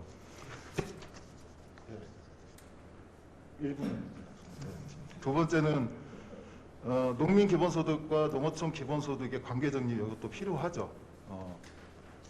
그래서 앞에서 말씀드린 대로 이제 직불제와 농민수당을 중복으로 보고 있는 이런 사회적 시선이 있는 상황에서 농민 기본소득을 또 다른 중복으로 볼 가능성이 높고 정책화하는 데에 일정한 한계가 있을 수도 있다. 그래서 농민 기본소득과 농어촌 기본소득을 농업농촌 농민 분야 기본소득 확대의 추진 단계, 그러니까 농민 기본소득을 1단계로 하고 농촌 기본소득을 2단계로 할 거냐, 아니면 두 개를 포괄해서 뭔가 좀 새롭게 다듬어서 좀 세력적으로 밀고 나갈 거냐 하는 거에 대한 판단이 필요하다는 거죠. 그리고 마지막으로 아무래도 이제 보편적 기본소득은 조금 시간이 걸릴 것 같습니다. 이번 대선에서 이제 기본소득이 쟁점이 될 수는 있지만 보편적 기본소득 가긴 시간 한계가 좀 있기 때문에 지금 의원님이 그 발의하신 농어촌 기본소득 또는 기본수당이 만약에 먼저 추진될 경우에는 우리가 이제 그동안 기본소득 논의하면서 얘기했던 탄소세, 데이터세, 뭐 이런 이제 조세형 기본소득 모델과는 좀 다른 형태로 가야 되기 때문에 천상 국가재정의 개혁을 통해서 일정 정도 재원을 마련할 수밖에 없어요. 그래서 의원님이 이제 제시하신 월 10만 원씩 농어촌 주민에게 준다고 하면 제가 계산을 해봤습니다. 2020년 기준으로 해가지고 우리나라 농촌 면부에 살고 있는 주민수가 약 한 467만 8천 명 정도 되더라고요. 이거 10만 원씩 계산하니까 5조 6천억 원이 나와요. 근데 여러 이제 부처에 농촌에 투자하는 이 예산이 있어요. 이게 합쳐보니까 약 한 150조 원 됩니다. 150조 원에 4%면은 의원님이 그 제시하신 10만 원씩 주는 5조 6천억 원이 금방 마련이 되겠더라고요. 그 재정개혁은 중복되거나 사업의 효율성이 없는 사업을 조정하면 됩니다. 그런 의미에서 이 농어촌 기본소득은 농업정책이 아니고 이 농업 예산으로 들어가는 게 아니라 그렇게 여러 부처의 균형발전 차원에서 여러 이제 효율성이 없는 또는 이제 중복되는 사업의 예산을 줄여서 마련할 수 있다는 거죠. 그리고 마지막으로 아까 우리 그 박유신 부국장님이 말씀하셨는데 이 농어촌 기본소득은 기본소득의 개념에 근거하잖아요. 그래서 개인의 어떤 경제적 안정과 진정한 자유를 이루게 하는 거고, 그 다음에 특히나 이 농어촌 기본소득은 그게 첫 번째고, 그 다음에 두 번째는 농촌이라고 하는 공간 유지 또는 발전을 통해서 궁극적으로 국토의 균형 발전을 이루자고 하는 거예요. 그래서 이거냐가 아니라고 저는 생각을 하거든요. 그래서 함께 갈 수밖에 없다, 이런 말씀 드립니다. 네, 3분 더 썼어요. 끝나고 나서 잠깐 쉴까 했는데 유튜브 생중계 중이라니까 그래서 쉬지 않고 그냥 빨리 진행하고 마쳐야 좋겠다라고 얘기가 와서 그래서 시간을 지금 박유신 부국장님이 토론하시면서 발제자에게 질문한 게 있어요. 그 질문은 이제 기억하셨다가 마지막에 포함해서 이제 어디가서 예. 마지막에 이제 용어 정리도 필요하고 뭐 이렇게 호재되어 있는 걸 정리해준다라는 얘기였는데 사실 또 한편으로는 농민기본소득을 추진하는 입장에서 얘기하실 때 있을 것 같기도 하고요. 뭐 마지막에 이제 또 말씀드릴 기회를 드리겠지만은 오늘 이렇게 자리 만들어서 그동안 이렇게 지금 모아왔던 얘기 한번 풀어야 될 얘기를 좀 이렇게 자리를 만들어 주시는 양정수 의원님 굉장히 계속 고마워하고 있습니다. 내가 했으면 생각했던 건데 그렇게 해서 우리 참로 위원장님께는 5분 드리고 다른 분들은 가능하면 2분 내에서 혹시 얘기하실 게 있으면 의견이나 질문하실 게 있으면 토론하실 분 없으시면은 토론자분들께 1분씩 드리는데. 예. 안녕하세요. 저는 농민기본소득 전국운동본부 운영위원장을 일하고 있는 차흥도 목사입니다. 일단 농어촌 주민기본수당 법제화 토론회를 만들어주신 여러분들께 아주 고마움을 표합니다. 저는 이런 정책 토론회는 보다 다양하게, 보다 많이 열려서 계속 얘기되는 시민사회 진영의 합의와 조율, 이런 과정을 만들어 갔으면 좋겠다라는 그런 생각에서 얘기 드립니다. 그리고 저는 기본적으로 어쨌건 그 기조발제의 전체적인 기조에 다 동의합니다. 예, 전반적으로 다 동의합니다. 근데 기본적으로 우리가 얘기해야 될 때 이 기본수당으로의 토론회로 가는 건지 기본소득의 토론회로 가는 건지를 먼저 정리를 해야 되지 않겠느냐. 물론 송교 박사도 살짝 찝었고, 뭐 아까 박 국장님도 찍었고, 몇 분 이무진 위원장도 문제 제기했고, 민팀장도 얘기를 했는데, 이래도 되고 저래도 되는 게 아니라 이건 가치와 철학의 차이다. 예. 즉 수당은 사회보장체제의 보완이다. 그리고 기본소득은 그 소득 재분배의 새로운 체계다. 그러니까 이 사회적 기본권, 인간의 권리로서의 그 체계를 새로 갖추자는 것이고, 수당은 이 사회보장체제가 제대로 여러 가지 안 되고 있으니까 조금 더 보강하자는 차원이기 때문에 우리가 그런 입장을 좀 더 어디를 선택할 건가가 먼저 선행돼야 된다. 그래야 방향이 잡힌다. 네. 사회보장체제를 보완하는 걸로 갈 것인지 소득재분배의 새로운 체제로 갈 것인지가 정리가 된다. 첫 번째 말씀. 두 번째, 이제 농민 기본소득의 일로 하면은 왜 농민이냐라는 게 대국민 설득이 더 어렵다라고 하는 지적이 있어요. 그래서 지역 균형 발전으로 해서 이제 그 농촌 기본소득이 훨씬 더 쉽다라고 이 전제입니다. 지금 몇 분들의 얘기가. 저는 그런 점에서는 좀 생각이 달라요. 왜냐하면은 똑같은 의미로 농촌 기본소득으로 할 때 이런 대국민 소득은 훨씬 더 어렵습니다. 첫째, 면 단위로만, 읍 단위는 지금 빼자는 거예요. 지금 이 농촌 기본소득 얘기하시는 분들은 면 단위로만 할 때, 그러면 읍 단위에 있는, 옆에 있는 읍 단위의 농민들은 농민과 농민 사이의 갈등과 이렇게 유발이 된다. 첫째. 서울만 해도 농가경채 등록된 사람들이 4천여 명인데, 근데 똑같은 그 기초 단위에서도 읍 단위 농민들은 혜택을 못 받고, 면 단위 공무원들도 혜택을 받고, 면 단위는 4대 보험 사람도 혜택을 받고, 이거는 지역 간의 갈등, 도농 간의 갈등을 훨씬 더 유발시킨다. 그래서 대국민 설득은 전국민 기본소득 실현보다도 이 농촌 기본소득 실현이 훨씬 더 어렵다. 그래서 농민 기본소득 먼저 가야 된다는 게 저희 입장이고요. 더군다나 이게 이제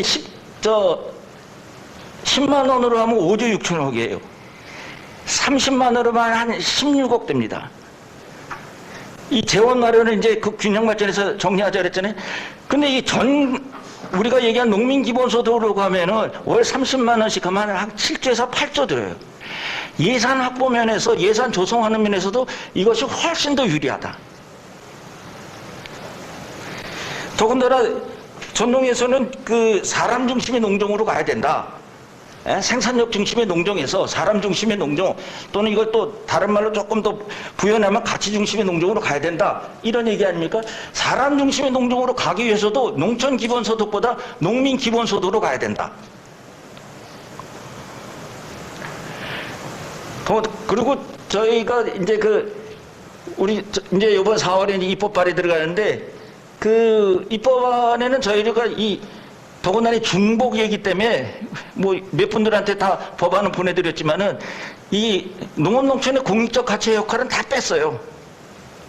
뭘 했느냐? 아까 얘기한 소득재분배, 이 사회적 기본권으로서 농민에게 먼저 가자라는 얘기를 했습니다. 이걸로 마치겠습니다. 네, 고맙습니다.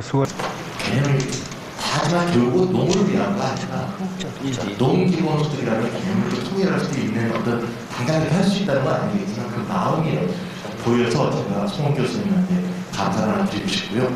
질문은 이제 질문만 좀 드리겠습니다. 이무진 전농 정책위원장님한테 질문 드리려고 하는데요. 아까 그 농민수당이 농어촌 주민기본수당으로 발전돼야 되는 이유로서 교육, 의료, 문화 같은 서비스 결핍 문제를 말씀하셨거든요. 근데 그것이 농어촌 주민기본수당이 10만 원이 될지 어떻게 될지 모르겠지만 그거로 그 문제가 해결될 수 있는 그건 좀 과한 게 아닌가 하는 생각이 들어서요. 그냥 교육, 의료, 문화 같은 공공사회 서비스는 그냥 공공사회 서비스 지출을 늘려야 되는 거 아니야. 예를 들면 농촌에 티업시설도 짓고 극장도 짓고 뭐 빙상장도 짓고 뭐 이런 식으로 해서 도시보다 더 좋은 사회 서비스를 유치하는 걸 통해서 지역균형 발전하는 게 맞는 거 아니야. 그래서 농어촌 주민수당의 이유로 사회 서비스를 얘기하는 건 논리가 좀 약하다. 이렇게 제 질문을 드리고 싶고요. 두 번째는 경기도 농민기본소득이 농민수당으로 농촌경영을 적용하신다고 할 때 국민의 세금을 농민에게 주로 쓴다고 하면 국민적 소득이 약하다 이렇게 말씀하셨는데 그것도 좀 이상한 것 같아요. 그것도 농민수당에도 동일하게 얘기할 수 있는 말이거든요. 농민수당에도 국민의 세금을 쓰는 거고요. 그다음에 또 지역 소멸에 대해서 대체하는 거기 때문에 농촌경영소득은 또 국민적 소득이 있다고 했는데 농민 소멸도 소득력이 있지 않습니까? 그래서 농어촌 주민기본수당이 농민기본소득에 비해서 더 국민적 소득력이 있다는 것도 좀 이상하지 않나 생각이 들고요. 세 번째는 이제 세 번째는 이제 저는 이제 약간 제안을 하나 드리고 싶은데 이 농촌기본소득, 농민기본소득 이렇게 막 용어도 복잡하고 그러니까 사실 농민기본소득을 하는 이유는 딱 하나밖에 없거든요. 보편적 기본소득을 하고 싶어서 하는 거거든요. 다른 이유가 없어요. 저는 농민수당 너무 좋고 농민수당이라고 써도 된다고 봅니다. 근데 농민수당이라고 자꾸 하면 기본소득이라는 말을 안 하게 돼요. 자꾸. 기본소득이라는 말을 자꾸 하고 싶어서 하는 거거든요. 좀 그냥 쉽게 말해서요. 그래서 그냥 보편적 기본소득하고 농민 월급하고 이렇게 딱 두 개 하면 될 것 같아요. 농민 월급. 너는 2007년도 전농의 이 말이 너무 좋은 것 같아요. 농민 월급. 인적 지급이라는 의미도 있고 월급이라는 의미도 있고. 그래서 농민 월급을 위해서 농민수당, 농민기본소득, 농어촌 기본수당 힘들이 다 합쳐서 보편적 기본소득 운동과 농민 월급 운동을 같이 하면 어떻겠는가? 이렇게 제안을 주셨습니다. 이사장님 답변 드릴까요? 뭔 절반으로 결단났어요. 농가 부채가 100% 올라갔고 그러면 결국 개방으로 인해서 소득 본 것은 대기업입니다. 기업들이 소득을 봤으면 이거에 대한 국가는 이거에 대해서 대책을 세워야 하거든요. 그래서 농민들이 농민수당을 하는 것은 농민의 기본법입니다. 기본 주권을 얘기한 겁니다. 그래서 사회적 이 공익적 가치에 대해서 역할을 하는 거에 대해서 국가가 한번 해봐라. 최소한 이건 존중돼야 하는 거 아니냐 라는 것이 그 100조 150조 국가가 혜택을 본다는 공익적 가치에 대한 부분에서 출발한 거거든요.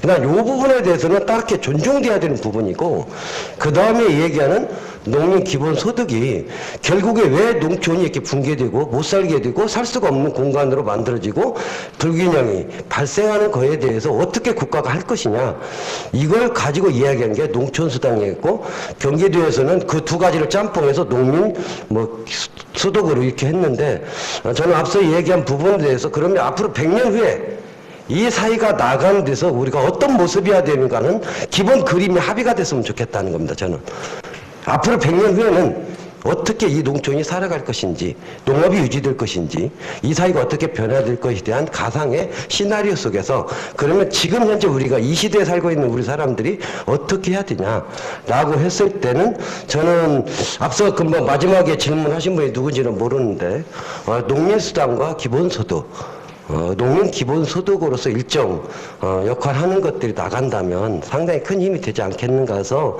일단 농민들의 어려움과 지금의 현실을 좀 정확한 철학 개념이 특히 의원들이 저는 양정수 의원님 말고 농어민위원회 의원들이 이 기본 교육이 좀 되어야 뭔 얘기가 되지 그거 안 되고는 입법화가 안 될 것 같아요. 맞습니다.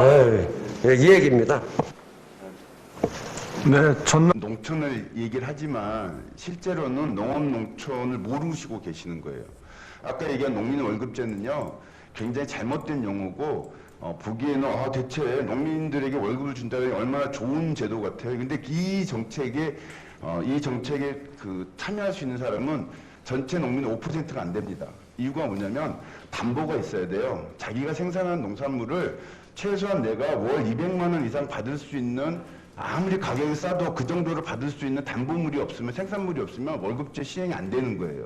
농촌에 현재 농민 월급제라는 용어를 써서 마치 농민 월급제를 진행하면 굉장히 우리 문재인 대통령이 얘기했던 건 농민들을 중공무원처럼 생각하고 이런 고민을 하고 있는데 실상 그렇지 않다라는 거예요. 그리고 아까 우리 창동 선생님 말씀 잘하셨습니다.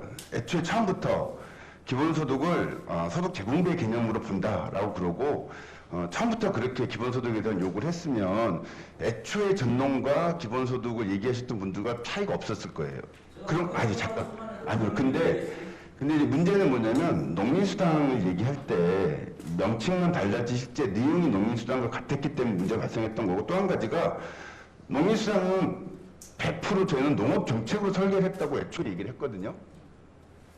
정농이 이 농민수당을 제안했던 이유는 이 규모화시키고 효율성만 따지고 규모화시켜내고, 그리고 생산 중심의 이 농정을 어떻게든지 간에 농민 중심으로 변화해야 되고, 그러기 위해서는 우리 직불금을 공정 직불금을 바꾸면서 정부에서 제안했던 논리 그대로입니다. 그것을 정부 실천하지 못했지만 실제 전농에서 제안했던 내용이 바로 그것이었거든요.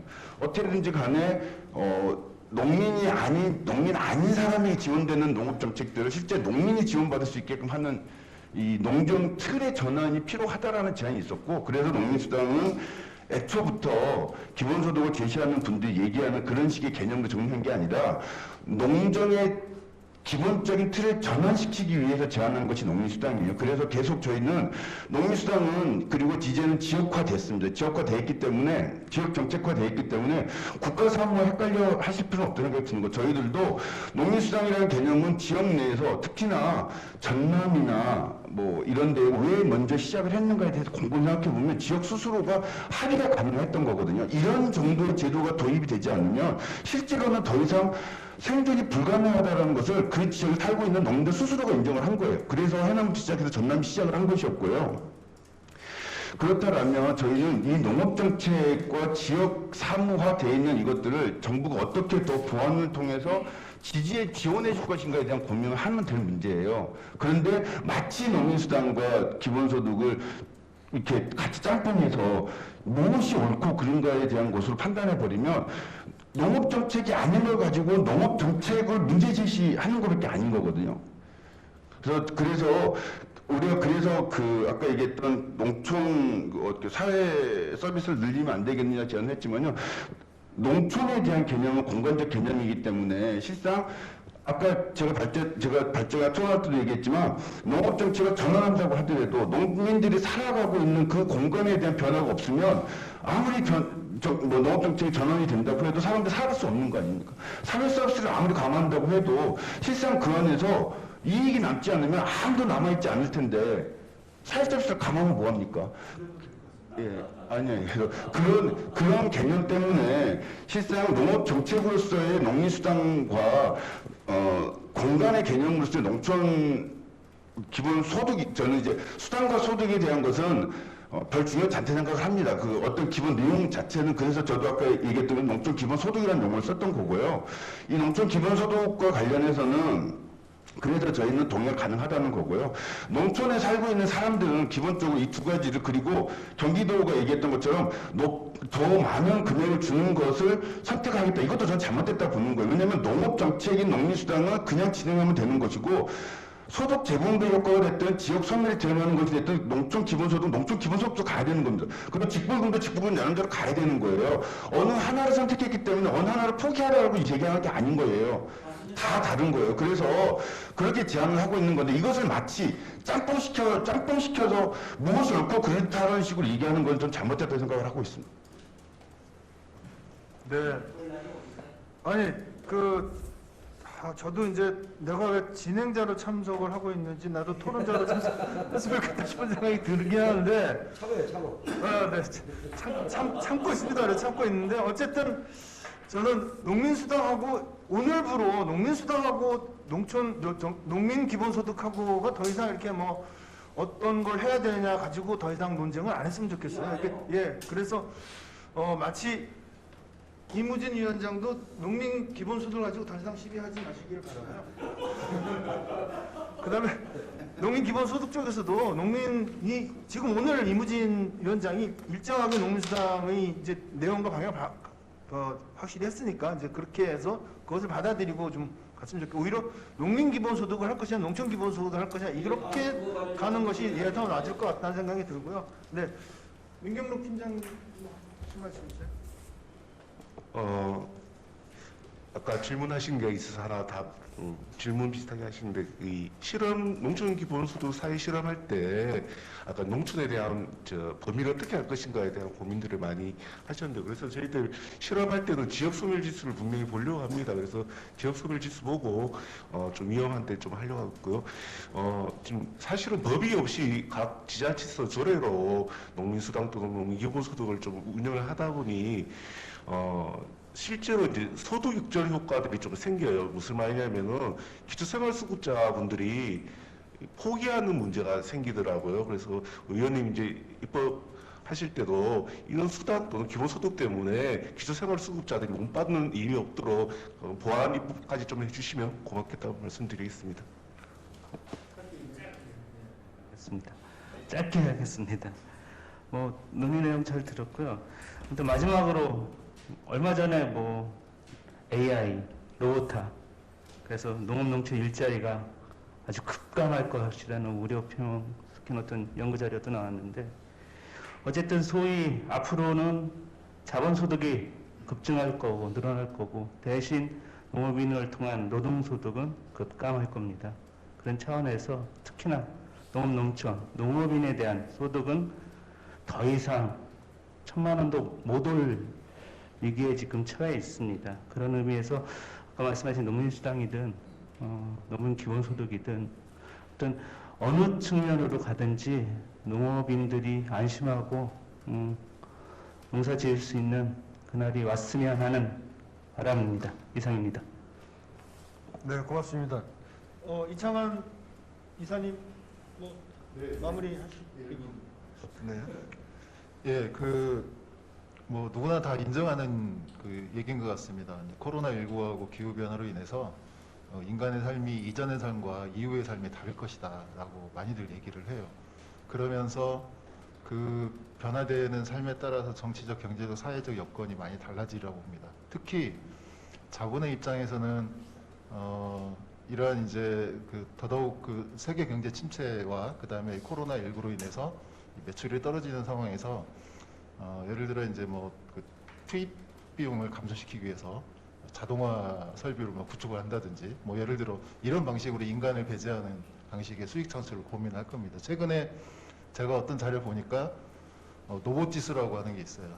유럽은 이 로봇 지수가 완만하게 올라가는데 우리나라는 2000년대 들어서 아주 급격하게 이 로봇 지수가 올라가더라고요. 그만큼 산업에 이 자동화를 투입을 우리나라는 급격하게 빠르고 하고 있다는 거예요.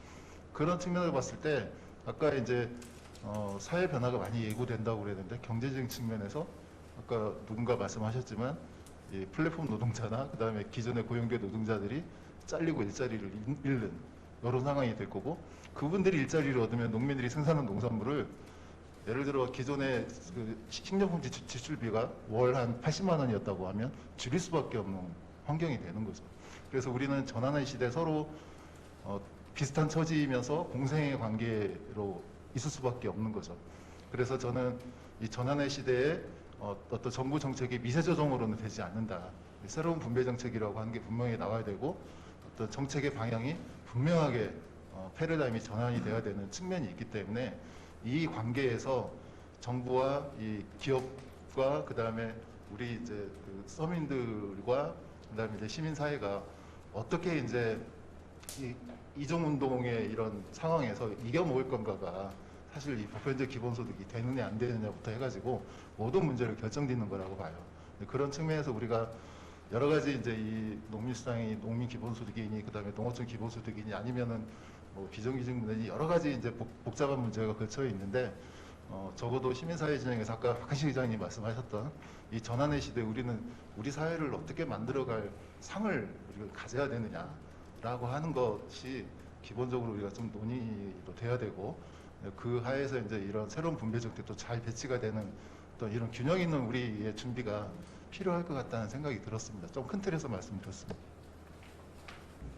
법제화라는 맥락에서 보면 또 양승 의원님께서 오늘 이 자리를 보고 어떻게 우려를 하시지 않을까 걱정이 되기도 하는데 근데 제가 생각했을 때 작년부터 쭉 주요 농민 단체 또 시민사회 단체들이 이 문제들을 기본소득 문제와 함께 논의해오면서 논의되는 과정들을 봤을 때 저는 이런 사회운동 내 건강한 토론이 오히려 훌륭한 법제화를 만드는 중요한 초석이다라는 생각을 한편으로 하면서 말씀드립니다. 일단은 박유신 국장님 제기하셨던 여러 질문들의 핵심은 저는 이제 한 가지로 파악을 했습니다.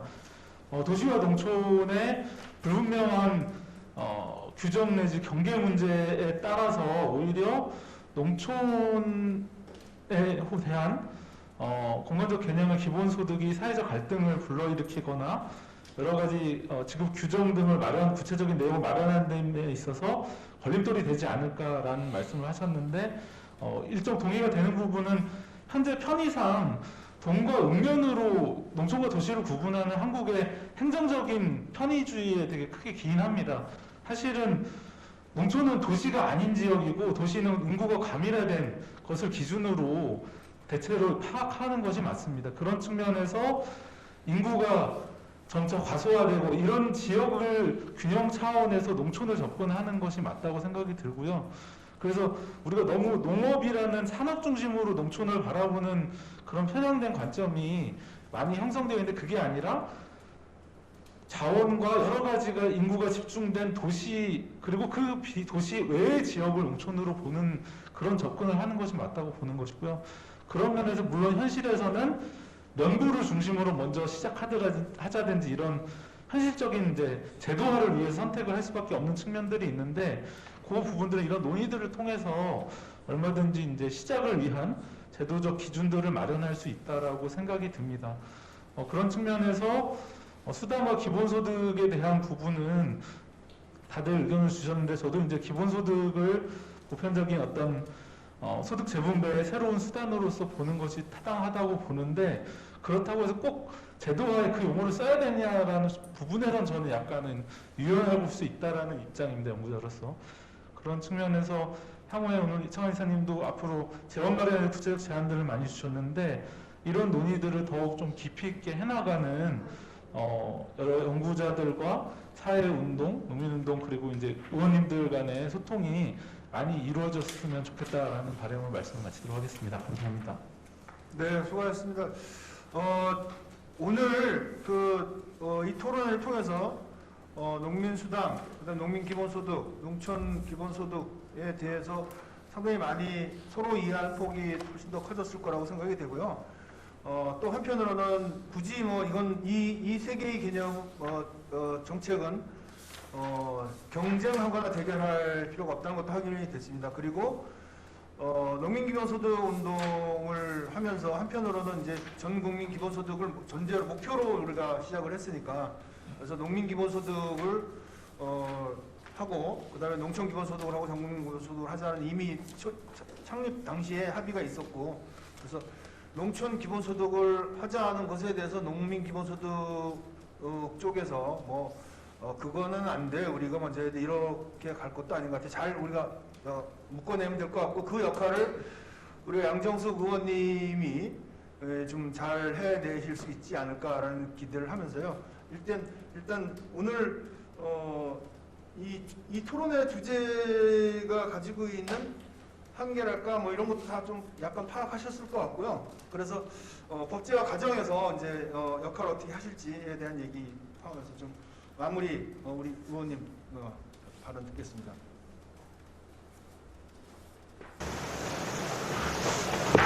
예, 오늘 이렇게 끝까지 남아주셔서 귀한 말씀 해주셔서 감사합니다. 저도 그 법안을 대표 발의하면서 가장 힘들었던 것이 이걸 농어촌 기본 수당으로 갈 것이냐, 기본 소득으로 갈 것이냐, 아니면은 농어민 기본 수당으로 갈 것이냐, 농어민 기본 소득으로 갈 것인가, 그 부분이 가장 힘들었던 문제입니다. 근데 막상 이런 논쟁이 없는 외국에서는 농업재해보상법이라든지 아니면 농업보험법 또는 어떤 뭐 상추, 배추 이런 그런 품목별 가격 보전 제도라든지 아니면은 그 작물 보험을 통해서 오히려 2중, 3중으로 그 농가의 안정적인 소득이 다 지원이 되고 있다는 것입니다. 그리고 아까 잠깐 그 농가의 그 부채에 대해서도 이야기가 나왔는데 그 파산 농가가 굉장히 지금 늘어나고 있지 않습니까? 근데 여기에 대해서도 지난번에 우리 작년에 그 뭐 구례 곡성 지역의 그 홍수 피해 때 재해 지역으로 선포가 되면은 바로 긴급 자원이 지원이 바로 들어갑니다. 그런 뭐 긴급 재해 보상법이라든지 이런 다양한 그물망이 다 되어 있는데 우리는 지금 이제 아직도 뭐 기본 수당으로 할 것이냐, 기본 소득으로 할 것이냐 이거 가지고서 조금 이제 그 논쟁을 많이 거치고 있습니다. 제가 이제 이 법안을 발의하면서 비용 추계 문제 때문에 결국 또 이제 예산의 문제로 돌아가는 거잖아요. 그래서 말씀을 드리면은 그거 아직 내부에서도 뭐 수당인지 소득인지 해결이 안 된 문제 아닙니까? 이렇게들 말씀을 하세요. 그러니까 우리 내부에서 먼저 이걸 통일해서 뭐 국가 예산에다가 이번에 정말 자영업자 추경에서 빠진 것도 너무 가슴 아픈 일인데 이게 내부에서 이게 통일이 안 돼가지고서 긴급자금 지원을 못 받는다는 거는 정말 너무 서글픈 일이었습니다. 그래서 뭐 흰 고양이든 검은 고양이든 쥐만 잘 잡으면 되는 거니까요. 하여튼간 우리는 어떻게든 목표는 다 똑같은 거잖아요. 농가의 안정적인 소득 지원, 농가의 소멸 위기를 막는 거 그거기 때문에 이게 전부 다 뭐 잘 돼가는 그런 과정으로 생각합니다. 조만간 이제 뭐 의견이 한 꼭지점으로 귀결이 돼서 빨리 이제 법안이 통과돼서 저는 뭐 중복 지원도 좋고 2중, 3중 지원도 좋다고 생각을 합니다. 예. 그래서 뭐 기초생활수급수당이면 어떻고 뭐 기본 수당이면 어떻고 소득이면 어때요? 일단 제일 핵심적인 거는 농가의 안정적인 소득이잖아요. 예, 그래서 궁극적인 거는 결국은 뭐 이제 사회적 기본권으로서 뭐 소득 재분배 그런 역할까지 할 수 있고 다 그렇게 되는 거니까 일단 이런 자리를 조금 많이 가져서 제가 오늘 여기서 그치지 않고 또 계속 2차, 3차 토론회를 할 예정입니다. 그래서 국회 내에서도 의견을 빨리 수렴을 해서 법안 통과해서 그 농어촌 지역경제 또 활성화하는 데 이바지하도록 그렇게 하겠습니다. 예, 감사합니다. 네, 고맙습니다. 그런데 뭐 2중, 3중의 지원이면 어떠냐, 뭐 어떤 일이면 이렇게 가시면 안 되고요. 그럼 자초합니다. 우리가 지금 얘기했던 게 이제 사회적 합의가 필요하다, 그 다음에 국민적 설득이 필요하다라고 했는데 그 과정 설치, 그러니까 목표를 분명히 해야 되고 과정 설치를 잘 해야지 이제 이 법안이 순항을 할 수 있으니까 이제 그런. 저는 이제 아무리 많이 지원을 해도 지금 뭐 국민 평균 소득의 60%밖에는 안 되는 거잖아요. 농어촌 소득에서 정말 더 많이 지원해도 지나치지 않다 그런 취지에서 말씀드렸습니다. 네, 맞습니다. 예, 그런 좋은 뜻으로 말씀하신 거라고는 이해는 되는데 그러나 또 법은 가야 되니까 그렇게 가기 위해서 우리가 잘 한번 또 역시 마찬가지로 농민수당이나 뭐 농민기본소득, 농촌기본소득이나 다 우리 농업을 살리고 농민을 살리고 농촌을 살리자는 취지가 다 안에 담겨 있고 그래서 그걸 목표로 해서 서로 다시 마음을 잘 모으고 힘을 합쳐서 법안을 갈 수 있도록 했으면 좋겠습니다. 자, 이것으로 오늘 농어촌 주민 기본수당 토론회를 마치도록 하겠습니다. 수고하셨습니다.